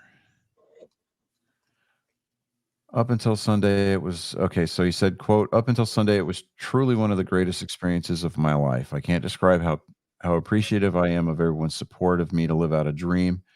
I hope it's not the last opportunity I have to try the double, but if it is, I guess it was memorable. So I mean, as of right now, I mean, dude, they kept showing Indy 500 updates on the big screen at Charlotte Motor Speedway. I mean, you had other NASCAR drivers in the field who normally compete against Kyle Larson asking their crew chiefs for consistent updates as to where Kyle was running in the 500 during the race. Yeah. So, I mean, it's a big deal. I mean, it used to be in the past where, you would have IndyCar drivers or Formula One drivers try to come over to NASCAR and they weren't really well received, or NASCAR drivers try to go and compete in those other circuits and they would not be really well received because you would get those prospective camps kind of, circling the wagons going, we're the harder to drive vehicle, or we're the better race car drivers. We've all seen it on Talladega Nights. Yeah. Okay, yeah. So, but case in point, so like Juan Pablo Montoya used to run the. He used to be an IndyCar driver. He's actually won the Indianapolis 500 a couple of times. He came to race full time years ago for NASCAR back when it was the Sprint Cup. He used to run the 42 car for what was then Chip Ganassi Racing. He endeared himself a lot to a lot of NASCAR fans. I mean, he had some on track antics like intentionally wrecking people, like the hard way. Yeah. He actually ran into a jet dryer during a red flag. Oh wow. Not on purpose, but like he rear-ended a jet dryer and it punctured the fuel tank for the jet dryer and it caught the car, the jet dryer, and the track on fire. If you can actually go back, Brad Keselowski, before he got penalized by NASCAR for keeping his cell phone in his car, actually tweeted a photo from inside the car during that red flag stop showing a picture of Juan Pablo Montoya's car on fire. Yeah. It was hilarious. And then NASCAR comes in and goes, no. So, but,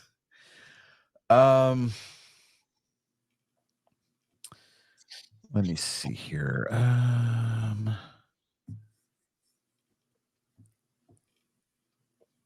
I think that Larson, he's gonna try to do it again next year.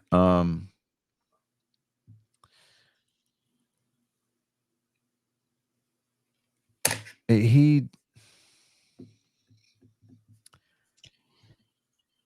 put in a really great effort, and I think that he's going to have a lot of support to go back and try it again next year. If he does, great. I'm here for it, honestly, 100%. And while he may not have that rookie status for next year, people are going to understand that he has learned how to drive that car, and the adaptability of Kyle Larson is just amazing. So NASCAR ultimately, like I said, they did call the race. They made it official. Christopher Bell driving the number 20 Toyota Camry for Joe Gibbs Motorsports, or Joe Gibbs Racing, rather. He was announced as the race winner, followed by Brad Keselowski. William Byron, driving for Hendrick Motorsports, finished third. Tyler Reddick, Denny Hamlin, and Ty Gibbs finished fourth, fifth, and sixth. Chase Elliott, Ross Chastain, Alex Bowman, Josh Berry all wraps up the top 10. Hendrick Motorsports, despite the fact that Kyle Larson did not drive a physical lap at the Coke 600, still had 3 cars finish in the top 10 last night. Damn. Yeah. Well, what are the gain for the team itself? I mean, I'm sure like notoriety. In addition to driver points going towards the ultimate championship at the end of the year, you've got manufacturer points and you've got team owner points and you've got you've got team points, right? So, like for these teams that have multiple drivers rotating in and out of the seat to field the car for the entire year, as long as that car continues to compete and continues to have good finishes, it puts that particular car, into the playoffs. Well, not into the playoffs per se. Because you're not talking about the driver actually getting to the playoffs, but the car itself. Yeah, but the car cannot win the championship. The championship is for the driver. Okay, but you've got points championships for team owners and manufacturers. Okay, so there's a stepping once you get past the drivers. Yes, I mean, they've got you almost want to call it a participation trophy, but the payout is much higher. Well, it's not a participation trophy. It's more like, okay, in my eyes, seeing that it's the car itself. I think not the driver or anything like that. I think the car itself is like, hey, we tuned this car up to such an extent to where it was able to win races and everything, and it should go to like the people, the pit crew. It's one of those. It's honoring the pit crew for keeping that car in pristine waste, where it's gaining that kind of prestige, or Right. just the team itself. So what we're looking at here, Why don't they have like pit crew team stuff? Because that would they make do. sense. It's during the All-Star race, or during All-Star week. They've got the pit crew challenge, and they incentivize. I know they get bonus thing for They winning. do. They get bonuses. So, and also too, the team owners can incentivize their pit crews to perform better consistently throughout the course of the season, or even on a race by race basis based on pit times. Yeah. You know, so let me see here. Let me see. I mean, we've got the playoff format for the drivers themselves, but as far as like manufactured, manufacturer points, so like Ford, Chevy, and Toyota, they garner points based on finishing positions for their particular manufacturer by a race basis, and the number of wins on a race by race basis. And at the end of the year, they total all of those up. Okay. And so theoretically, a Chevy driver can win the championship, but Ford can win the manufacturer's championship based on Ford's performance over Chevy over the course of the entire season, as opposed to that 10 race playoff format. Okay. Okay. Team owner points work the same way. Team owner points are based on how your cars that you own, whether it's a 3-car team, 4-car team, 2-car team, based on the number of points that your team earns throughout the course of the season, will dictate the team owner championships. That makes sense? Yeah, Okay. that makes sense. So, by virtue of the fact that Justin Allgaier got the number 5 car for Kyle Larson and substituted for him until he was supposed to get in the car and they do the official driver swap, Justin Allgaier was still earning points for the number 5 team. But Kyle Larson was not earning points. Kyle Larson, after not having earned any points for Charlotte, he is now 3rd in the point standings. He's only 6 points off from the first place. Okay.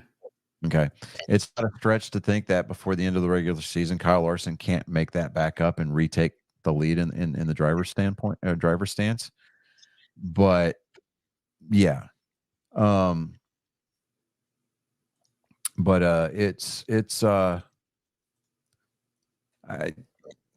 catch a lot of grief here at home, about yesterday was my stepson Sammy's birthday, right? And I'm sitting there going, right? So I'm sitting there going, I was like, dude, the 1 year that I want to watch both races, your birthday had to fall on that. I'm like giving a hard time, like he could control that, but I'm sitting there going, all right, Indy 500 starts at 11:45. It was scheduled to start at 11:45. We don't get home from church until just after 12. I'm like, you know what? Oh, hold on a second. What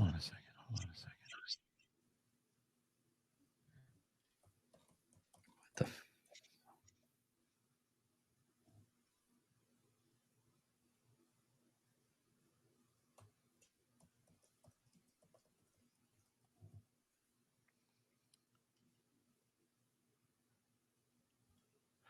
Angel Hernandez. I'm taking a break from NASCAR for just a second. Angel Hernandez, the polarizing veteran umpire who has drawn the wrath and exasperation from players, managers, and fans alike over 3 decades, is retiring Tuesday from Major League Baseball. Oh my gosh. Really? Don't get my hopes up. Now, Major League Baseball, a guy by the name of Tim Miller or Todd Miller, it's his handle is @PlayByPlayGuy1. Guaranteed MLB has fired Angel Hernandez, but is spinning it as a retirement. Can't believe anyone will believe he's suddenly retired. Either way, it's good. He's out of the game. Oh, Yep. So it's real. Yeah. So it's oh.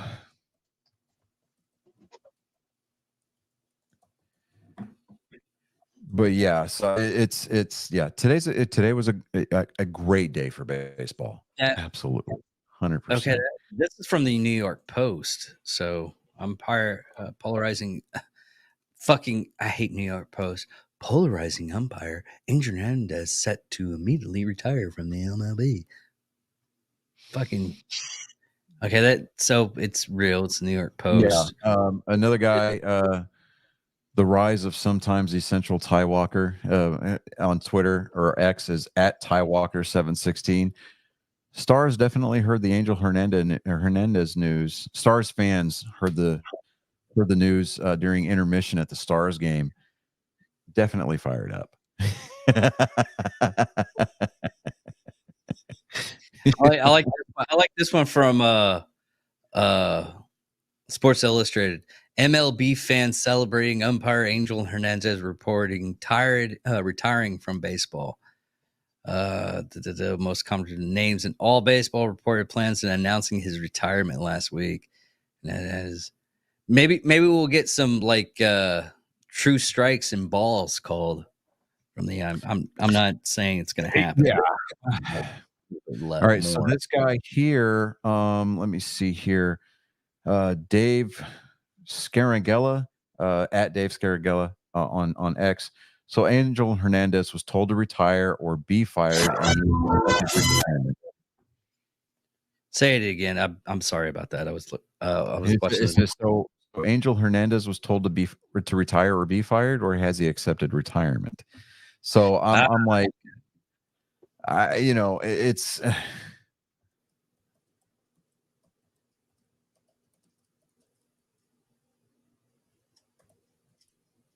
Yeah, I'm watching okay, go to Fan Duo.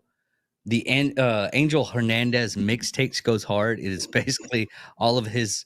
It's 20-second video of him making horrible calls.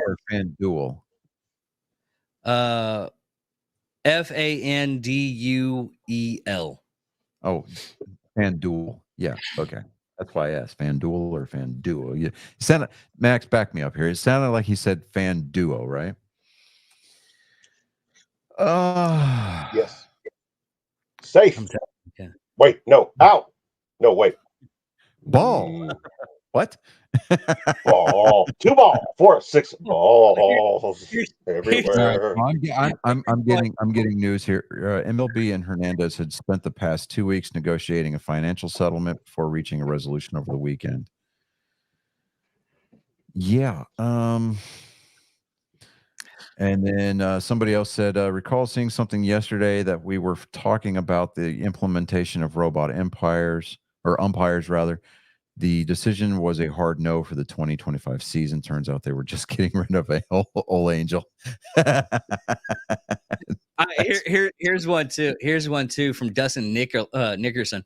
Off of the he retweeted umpire Angel Hernandez's report retiring from Major League Baseball per at B Nightingale.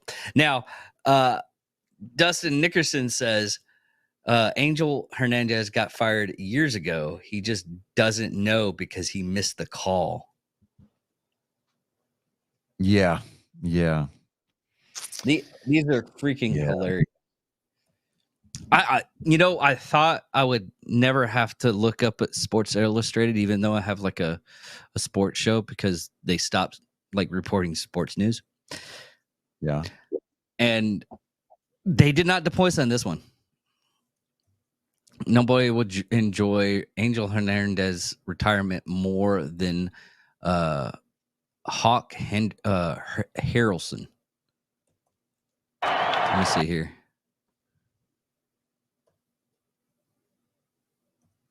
Trying to find out why. Oh, okay. in honor of Angel Hernandez retirement. Here's the best costume in Halloween history. Is it's a kid. Hold on. Let me get. Oh, this is so hilarious. Let me get this is presented. Let me get this. I'm posting on X right now. Helen Keller had a better strike zone. Hashtag Angel Hernandez. That goes great with this Halloween costume. Yes, I've seen that before. Oh God. Yeah. These are classic. Yeah, no. Hold on, I'm gonna go over to what is trending here real quick. Yeah, not to be dramatic. Let's An see announcement. Angel Hernandez retirement is the greatest piece of news in history of sports world. Man, they are going hard on X on this guy. Hard So R. More of a roast than a retirement announcement. Yeah, Barstool Sports tweeted out an hour ago, Angel Hernandez is retiring for baseball. Thanks for all the memories he gave us. It's just showing some of his atrocious strike calls. Let me see here. In honor of Angel Hernandez retiring, here's one of his very best calls. Top of the strike zone, missed a balk, and called it a strike. Like, wow. Fox Sports MLB, Angel Hernandez is reportedly retiring from Major League Baseball. Let me see here. Baseball Legends is showing a an Angel Hernandez mixtape. Yeah, that was the one I saw. Oh my God. Let me see here. Let's see, retweet. I'm just gonna repost that. That's what I'm doing there. Jeff Passan at Jeff Passan 45 minutes ago. Umpire Angel Hernandez is retiring. A source confirms to ESPN. One of the most controversial figures in the game, the source of much ire and frustration by fans and players alike. Hernandez has umpired his last game in Major League Baseball. Yeah. And then, I mean, one of my favorite player meltdowns was Kyle Schwarber. When, I mean, he absolutely, like, he shit the bed on that strike call, right? It should have been ball 4. He ends up throwing Kyle Schwarber and the Phillies manager out of the game because they went and argued balls and strikes. But like Kyle Schwarber, he threw his bat and the helmet down, goes back, and he's like, the plate is here. The batter's box is over here. Here's where the ball was. Here's where it should have been. I mean, he's just like pointing at his eyes. He's like, oh my God. Like, look up crossing board on Twitter. They're 20 minutes ago. Okay, I got another one on X. Bar Sports is the bad man is gone. Angel Hernandez has decided it's time to stop terrorizing us, and it's filing retirement. Yeah, baseball. Which one did you say? Crossing board at Crossing Board on X. You'll see the Kyle Schwarber meltdown. Yeah, Barstool Sports. Okay, so that picture that Barstool Sports is tweeting out with the bad man is gone, that's the Kyle Schwarber meltdown. Oh, really? Oh, yeah.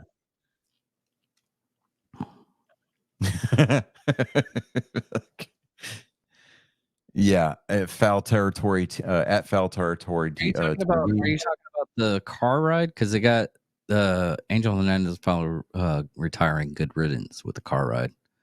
Or are you talking? Man, they got a lot of them. Oh, okay. I got Kyle Schwartz. I've seen this one.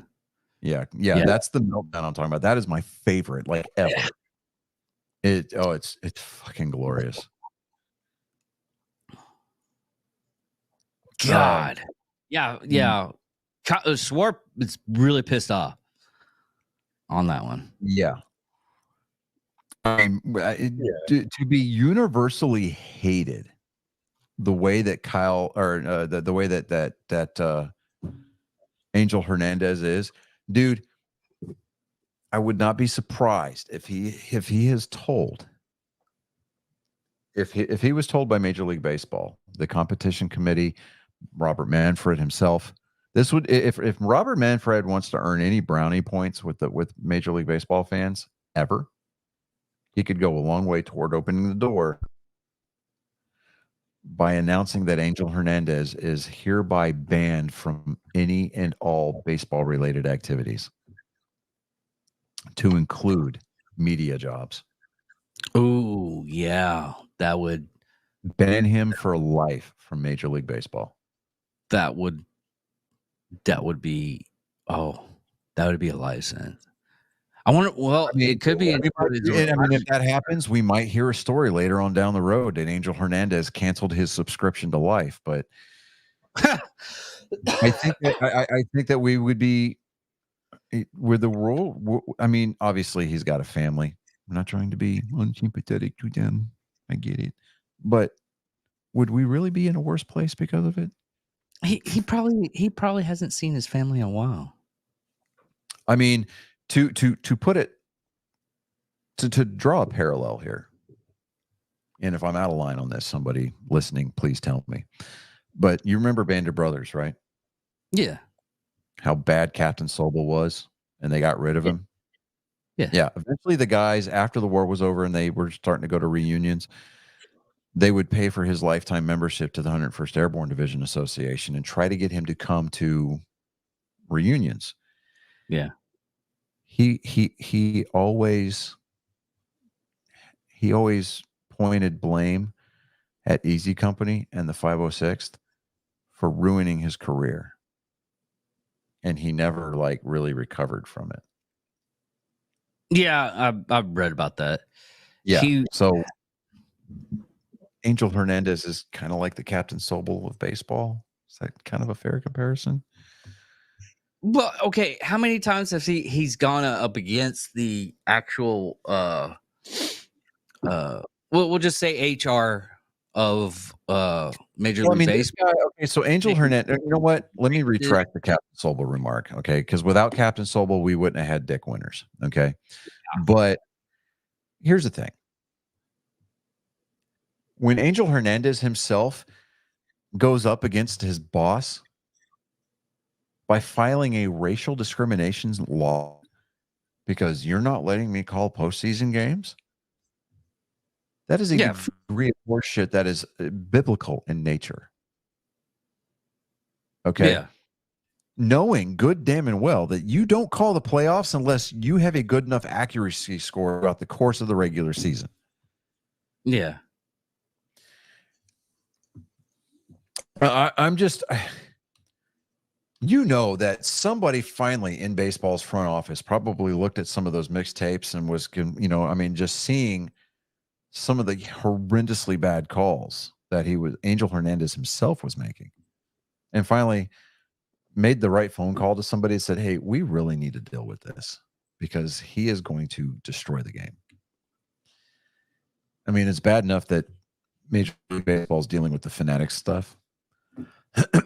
But yeah, it's, I mean, having to deal with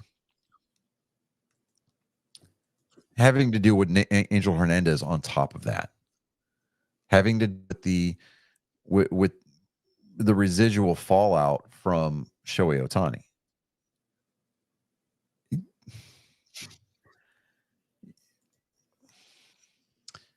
The fact that they entered into talks with Angel Hernandez about it and said, look, way we see it, either we're going to fire you or you're going to retire. You can go away with a pension or you can go away with nothing. Which is it going to be? And I mean, because, and here's the thing, umpires are just like, we shouldn't know their names. Yeah, we shouldn't know their names at all. But here's the deal: umpire 1, umpire 2, umpire 3. Likely, here's what happened. Major League Baseball told them, look, we're not going to fire you. We're just not going to renew your contract next year. You'll be without a job. Yeah. You can take us to court, but we reserve the right to not renew your contract based on performance issues. So you Yeah. either take your retirement and leave now, let us play out the rest of the season in peace, or you can drag it out and we can take your pension from you, kind of a deal. So I think that this was the high road for baseball. I think this served baseball on two different fronts. They get rid of a problem immediately. Mm-hmm. And then now they get to save face a little bit, because the mixtape from his performances alone this season, Yes, just to this it's point. fucking hilarious. Yeah, I mean, we're like what, 50 games into the season. It's honestly, it's hilarious, but it's on a sad note that it's so funny. It is. You're It's laughing at it. You're laughing at it because it's so horrible and horrific. And Yeah, you should be like looking at this stuff.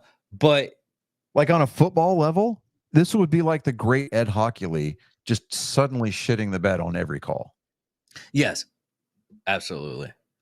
You know, and the only reason why we know Ed Hockley's name is because the dude is a freaking beast. Like, he's shred, right? Like, yeah, dude, Ed Hockley, I mean, single-handedly, I think that he had a team of roving groupies in the NFL. Like, you had zebra chasers in the NFL. Like, he would, like, they would announce, hey, this crew's going to be in this city calling this game. Ticket sales probably spiked for that particular game. He was probably dropping panties on a wide age range. And his son, what's his son's name? His son is Sean. just as ripped. Yeah, What was it? Sean Hockley. Okay. Yeah, Ed Hockley. I mean, he retired two years ago. Yeah, 2 seasons Yeah. ago. Yes. Yeah, 2 seasons ago.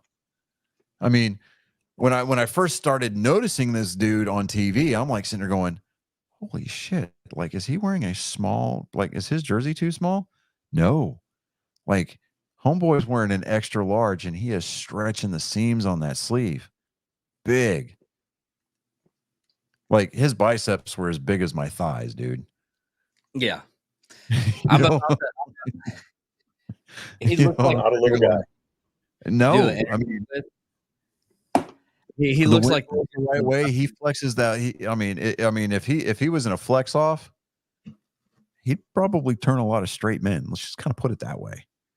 Yeah, I'm about to do an interview with a guy that's from Bostovia, and he does is terrains for like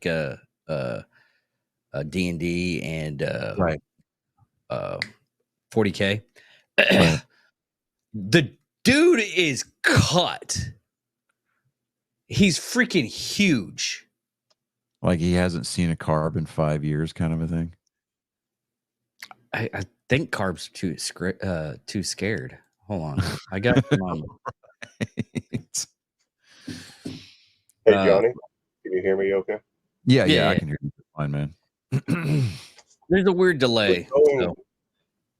Oh, I was am going back to NASCAR, and I wanted to. It reminded me of something. Back in my earlier days, I owned a Goodyear. Had it for a number of years, and Goodyear treated me well. And they used to take us to places, trips, etc. And one year, they took us to the Brickyard. This was back in 2007. Yeah. Oh shit! Can't Yeah, see it all that well, but we went to the green Brickyard, screen's, like, 400. blurring it out hard. Yeah, it was the Brickyard 400, and I saved all this stuff, and we were there, and I remember meeting Juan Pablo Montoya. Yeah. And we had like a dinner. Goodyear put on a dinner the night before the race, and all the drivers, etc. It was super cool. I wasn't like really big into NASCAR or anything like that, but it was just a really cool experience. So, yeah, I mean, some of these drivers, man. Some of these drivers are completely down to earth. They're blue collar, but they are larger than life. You Yep. know, and like so Yep. when David and Chris and I went to the race in April last year. No, it wasn't April. It was it was September, right? October, September. Yeah. No, October. That's right. It was dude, it was hot. God, yeah. It was hot, right? In October, it was hot. Cool that day. I was like, "Are y'all okay?" Oh, yeah. And it was hot there too. This was July 29th, 2020. We got to piggyback an E4. Remember the E4 Mafia hooked us up, man. He got us through the catch fence and down into the infield prior to the race. Yeah. And I mean, I got Kyle Larson. Kyle Larson signed my Black Rifle coffee hat. Oh no shit! Right. So these guys are short, like ridiculously short. I'm 6 foot or 6'1". It depends on what gas station I'm walking out of. Yeah. But Kyle Larson, I hand him my hat. He's got a black Sharpie and he's looking at this hat. It is black and pewter, right? And he's like, where the fuck do I sign this? And then he just signs it right over here. And I'm sitting there going, yeah, okay, I'm good with that, right? This is the hat that Chris gave me. It's got Noah Gregson's autograph on it too, from the BRCC days. Yeah. But you know, But this is the guy that I was talking about. yeah, that dude hadn't seen a carb in years, man. Yeah. Hopefully Thursday. He hasn't written me back. We're going back and forth trying to figure out a good time because he's. Well, we need to hook up with that one guy trying to see about getting. Okay, all right. So Colin is logging off because his internet is freaking out. Oh, I saw your eyes move. All right, bud. We're gonna go ahead and let you hop off out of here. I will give you and your brother a call this week. And I saw you blink. I can still see you moving. Can you hear me just fine?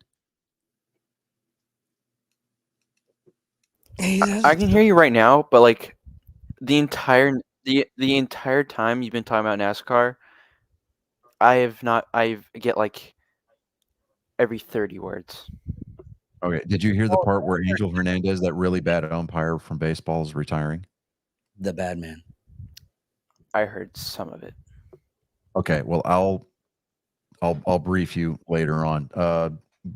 Give your brother a hug for me. Tell him I said I love him. I will give you guys a call this week. All right. Mm-hmm. All right. Love you, bud. Laters. Love you. Love See you. you, Colin. Later, Colin. Later. Okay. Yeah. So I mean, we're down there. Bubba Wallace walked right up to me. He was signing some stuff for some women that were there. They're like, "Oh, we pray for you every day."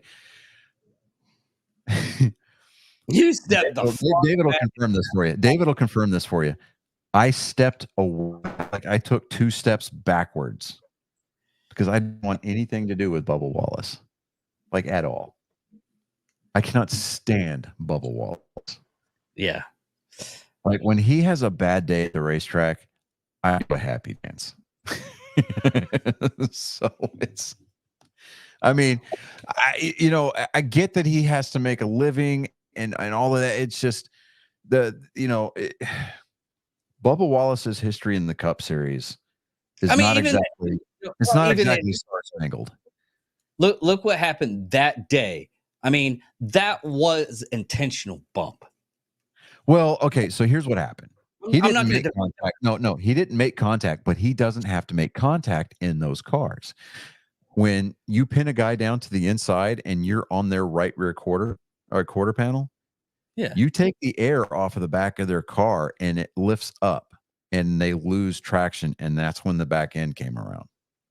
Yeah, so I know. While he did not physically spin Kyle Larson, he did pin him down to the inside. Okay. Yeah. You want to do technical and everything like that? Did he? No. I'm not saying technical. Did he cause it? That's Yeah, all he did. That's what I'm saying. Okay. That's what I'm saying. Because if I was a cop and I saw that, I would live be in person. a ticket. Yeah, and send live it and in person. That day, you could not convince me that he didn't make contact with Kyle Larson. Oh yeah, You couldn't convince me that. But I went back later when I got home. I went back and I watched the replay. I watched several different angles of that wreck, and you could physically see that Kyle Larson is coming through turns 1 and 2. Bubba Wallace comes down and pins him on that line, and you saw the back end of Kyle Larson's car lift, get loose, and then that's as he's rotating through the center of 1 and 2. The back end of that car came around, and that's what sent him off the track. Okay. But did he cause it? David, I am agreeing with you. I am still of the impression and the mindset that he caused that wreck, but he did it using aero. He didn't physically put a bumper on him. He used the air. But yes, he did cause that wreck. It's one of those things that he's a professional. He knew what he was doing. Yeah. Even if he didn't, I mean, I think it's funnier than shit that he took the lead and everybody was like, this guy. I mean, people were starting to leave because thought Bubba Wallace was going to win this race. Yeah. And then William Byron just absolutely marches towards the front and passes him. And you want to talk about the place going absolutely ballistic? When William Byron made that pass, the stands fucking erupted. Yeah. So, I mean, I've seen, I would go to the races. I got to watch Jeff Gordon run that 24 car, right? And I used to get seats on the backstretch every once in a while when they still had seats back there. Mm-hmm. And one year, Jeff Burton and Jeff Gordon got into it. They got into a wreck. Jeff Gordon got out of his car, walked back down the backstretch towards turn 2. And Jeff Burton gets out of his car and he's like, man, he tried to be like, hey, man, I'm sorry. Jeff Gordon just launches at him and just shoves him hard, and they start getting into it. You want to talk about people just like Jeff Gordon. I had been kind of as an Earnhardt fan, right? It's kind of like against doctrine. You can't be a Gordon fan, right? You just can't. Even though later years down the road, Dale Jr. interviewed Ray Evernham, who was Jeff Gordon's crew chief for years, for 3 out of the 4 championships, right? Dale Earnhardt and Jeff Gordon were secret teammates on the track. Like Ray Evernham worked for Hendrick Motorsports, crew chief of the number 24 car, built a set of shocks for the number 3 car. Ray Evernham said that on one of Dale Jr.'s downloads. So I was like, that I didn't know. So retrospectively, I could look back on it and go, okay, now I don't feel so bad, because I used to refer to myself as, yes, I'm an Earnhardt fan, but I'm kind of a closeted Gordon fan at the same time, right? I liked both drivers. And, when Dale Jr. left DEI, which there's also some DEI related news here in just a minute I'll get to. But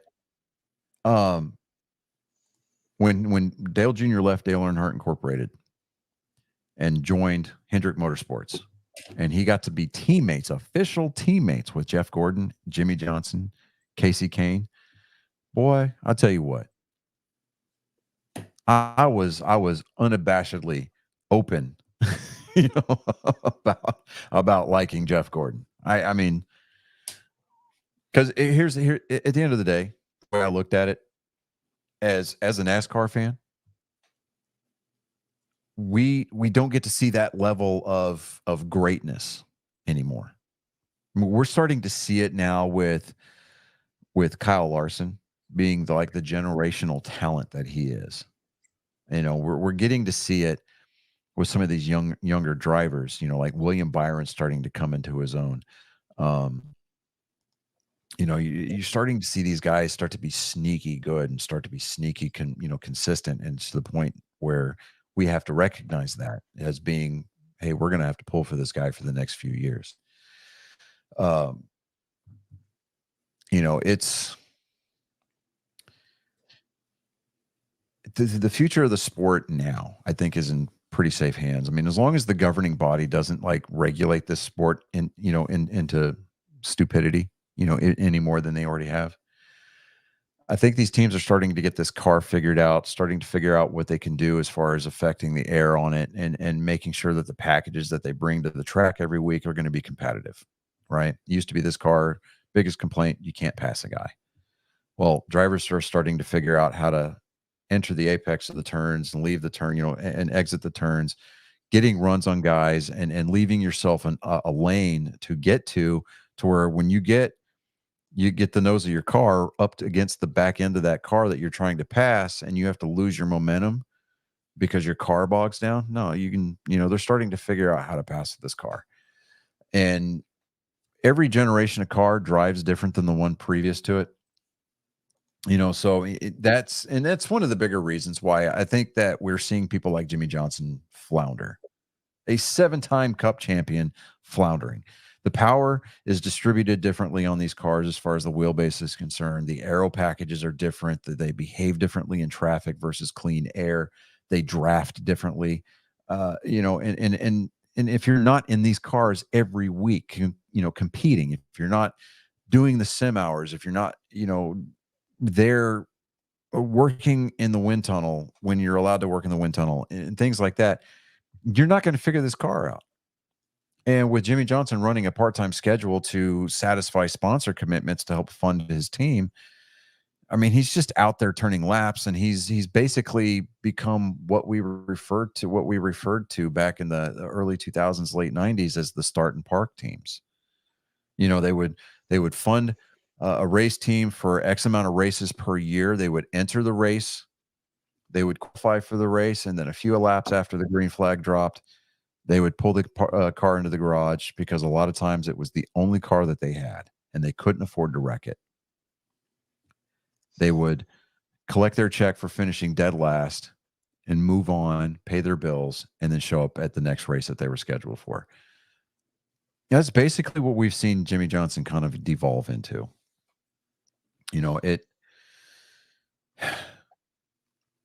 For a 7-time Cup champion to kind of reappear on the racing circuit the way that he has, it's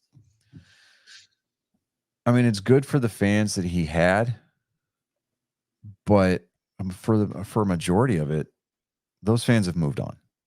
They're now rooting. They were loyal to him as a driver while he was in the 48. Now they're rooting for Alex Bowman.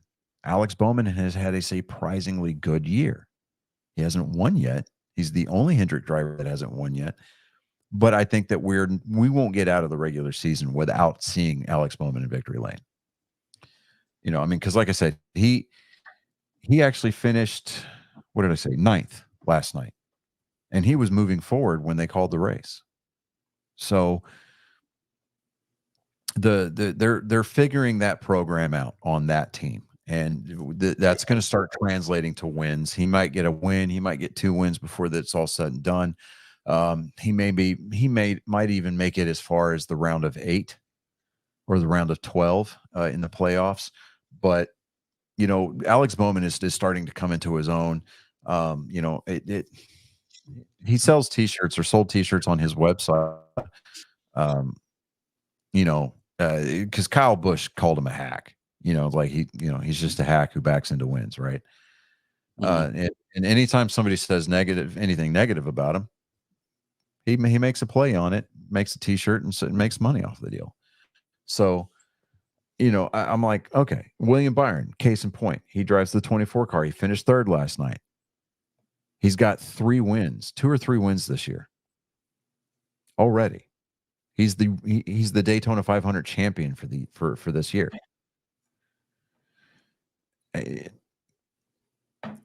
William Byron will be the first to tell you he did not come up through racing the conventional, through the conventional channels. He didn't race go-karts or, quarter midgets or legends cars. He was an e-racer, and he hung out at the shop a lot working on sims. They decided to give him a chance, and it's paying dividends. Yeah, and that's what the Gran Torino movie. That's about that one kid that was that did the same thing. He basically played Gran Turismo. Yeah, Gran Turismo. That honestly, that was a good movie. I wanted to watch that movie because I used to play the hell out of Gran Turismo. And if I ever decide to drop the hammer and just buy a PS5, more than likely Gran Turismo is going to be one of the main titles that I play for. Okay. Yeah. Of course, if I do that, I'm getting the steering wheel set up. Okay. And as a matter of fact, iRacing, which has been predominantly and exclusively console based, is coming, or PC based, is coming to the consoles, I think, later to this year. You'll be able to compete and qualify for things like the NASCAR E-Cup. Okay. NASCAR actually sponsors. It's a Coca-Cola. Coca-Cola sponsors the series, but it's a NASCAR e-racing series. You race for championship points. It's set up the same way that the regular season is. The playoff format set up the same way, and they live stream these races. And it's usually run 1 or 2 nights after the real world event. Because all of the tracks that NASCAR runs on have been scanned in to the iRacing servers, and that's where they run. And I think payday for the points champion is like a $250,000 payday at the end of the year. I mean, you get paid $250,000 to drive a virtual race car. That's a pretty good deal. I mean, to me, come on. If you've got the support structure behind you to do that, to spend the hours racing throughout the course of the week, why not? Yeah. I mean, you get these guys that have like huge, like expensive rigs where they've got their PC set up and they've got like 3 or 4 monitors that kind of wrap around them, and they've got, they got the seat that's on servos, and they've got their steering wheel, and they've got a shifter kind of. There's some of them that they get the like. They go all out. Yeah, they go all out on that, and I'm like, wow. Yeah, I mean, some of these rigs that I've seen for the iRacing guys, it's ridiculous. Like one guy, he bought a like an old Winston Cup, or not Winston Cup, but NASCAR Cup Series show car, right? Yeah, he chopped up the roll cage, took it apart, put it back together in his house, and where the windshield is, he's got monitors that go all the way around. Like his sim rig is the inside of an actual race car. Yeah. Just like look at this. Wow. This is about 1,300. Yeah, just for that steering wheel. That's an F1 style, IndyCar style, force feedback steering wheel. Yeah. You can now, the way that these real life you see those knobs right there in the middle, the green and the red. Yeah. Those are for downforce and brake bias adjustments. Yeah. Then you got your radio buttons and things like that. The red, blue, or the yellow, red, and blue lights that go across the top. Those are going to be your RPM meters. That's basically your tachometer. And when they set pit road speed, you figure out what gear you're going to be in, and you can take it as far as it goes before you cross that threshold of going into the next mile per hour. And then you hit the button on that steering wheel, and when you come into pit, you need to be in that gear, pulling that number of RPMs. And once those lights get up to yellow, you can take it up to that last yellow light. The second that it goes red, you're going to get busted for speeding. Right? I mean, they will push it to the 10th of a mile an hour. It's funny. That is Well, like Wow. the steering wheel, like the steering wheel shifter pedal setup that I want, it's from Thrush. It's I think it's like $350 for the Xbox. But Okay. I'm like, okay, that I want to reserve getting that until iRacing comes out on Xbox. But then I'm gonna have to move my Xbox upstairs. you because that way, if I want to race, I'll have to probably employ my model building desk upstairs and just clamp the steering wheel down.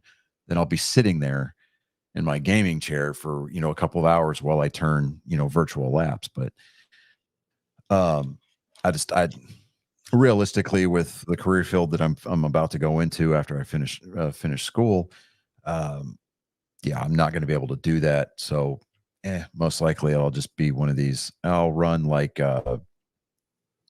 Saturday night heat events or whatever every other week kind of a deal. Yeah. But because with the iRacing servers, real NASCAR drivers, F1 drivers, IndyCar drivers, they log into those respective servers and they will actually run virtual events. Like Dale Jr. gets in there and runs all the time. Yeah. And people are like, "This is really Dale Jr.?" He's like, "Yeah, man." And then they'll try to wreck him, and he's like, "Come on, man." Yeah. He'll just outrun him. But it's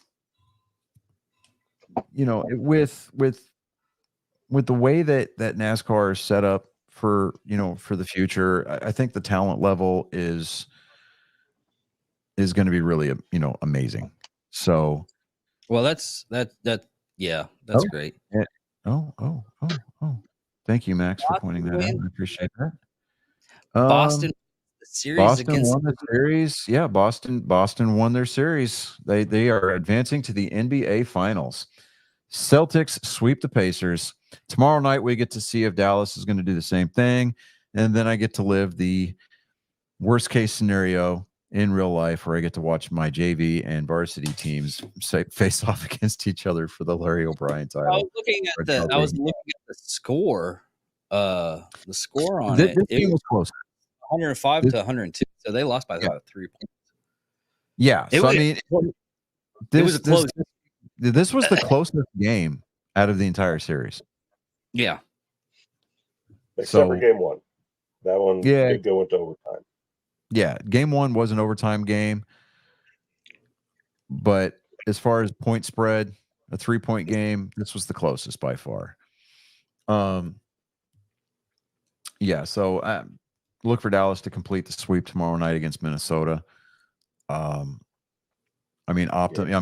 the best case scenario would be for Dallas for Minnesota to make up that 3-game differential and it goes 7 games, gives Boston plenty of time to rest and practice. But I honestly, at this point, I don't think it's happening. I think Dallas is going to take it tomorrow night. And the TikTok videos of all the Dallas sports teams being like I'm doing my part from Starship. Yeah, and then you get to the Cowboys and I'm like, I ain't fucking done shit. Those are hilarious.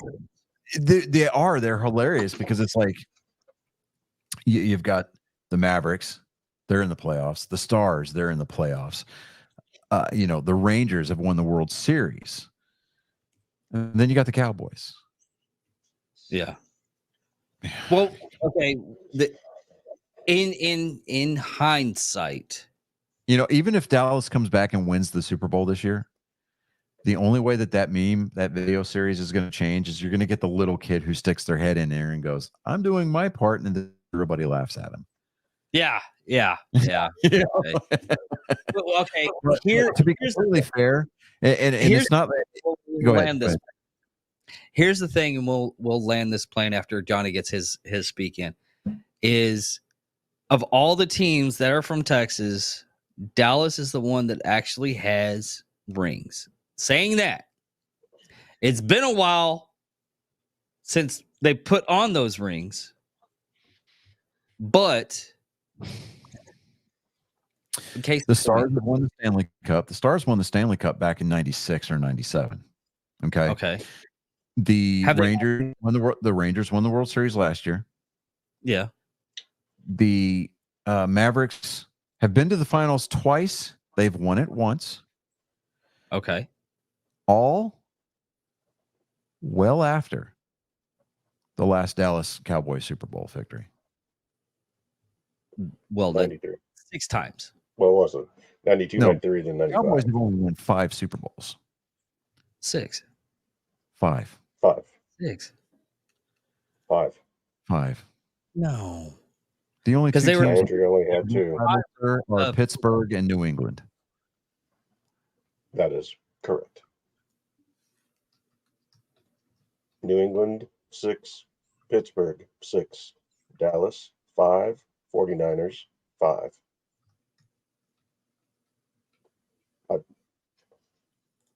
Wow, shit. Like a savant. Largest David, state is I Alaska. will give you but props it on is this. Texas. You were convicted, you were dedicated, and you were loyal to your position. You said, I am going to die on this hill. You were like that paratrooper in Normandy where you said, the bastards are not coming across this line. You were fierce. You were loyal. I appreciate that about you. Okay. You were wrong as 2 boys fucking in church on Sunday. You were loyal. Okay. Right. But all right. So, like David said, we're going to go ahead and land this plane. Ladies and gentlemen, boys and girls, angry faithful of all ages, those of you who have been tuned in and have been faithful listening to us drone on about this, that, or the other on this Memorial Day, I sincerely, from the bottom of my heart, and I think that I can freely speak for the rest of us, including our absent team member, Chris Jacka, tonight. Thank you. And, for what it's worth, we hope that the barbecue was good. David, show them a picture of the brisket that I made tonight. I feel like showing that off. I know. But,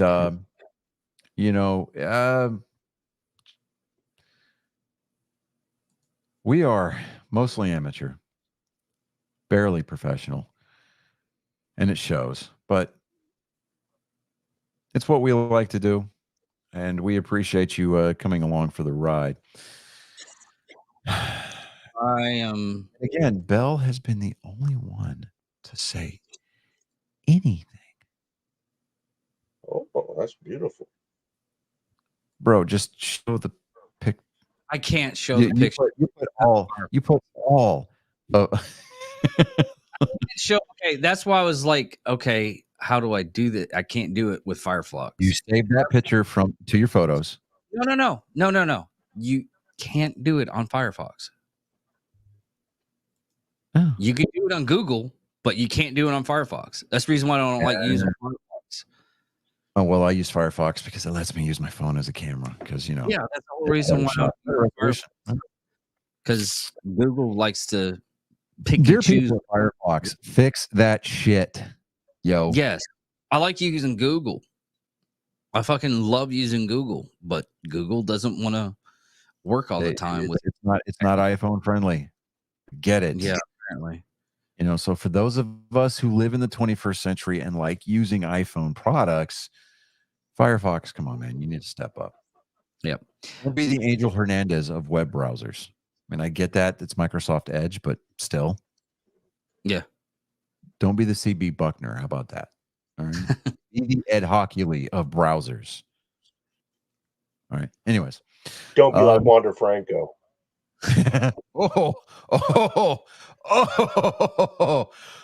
Oh, that's dirty. Oh, I feel like, I need to go take a bath in holy water now. Ugh, God.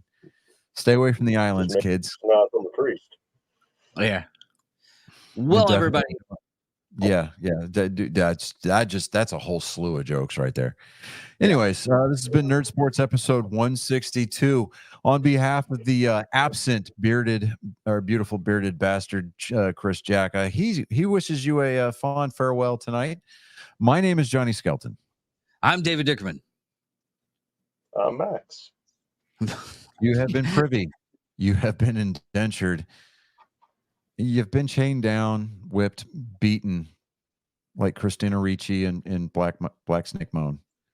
But this has been episode 162 of Nerd Sports. You're welcome. And as always, shiver, me timbers. Arr.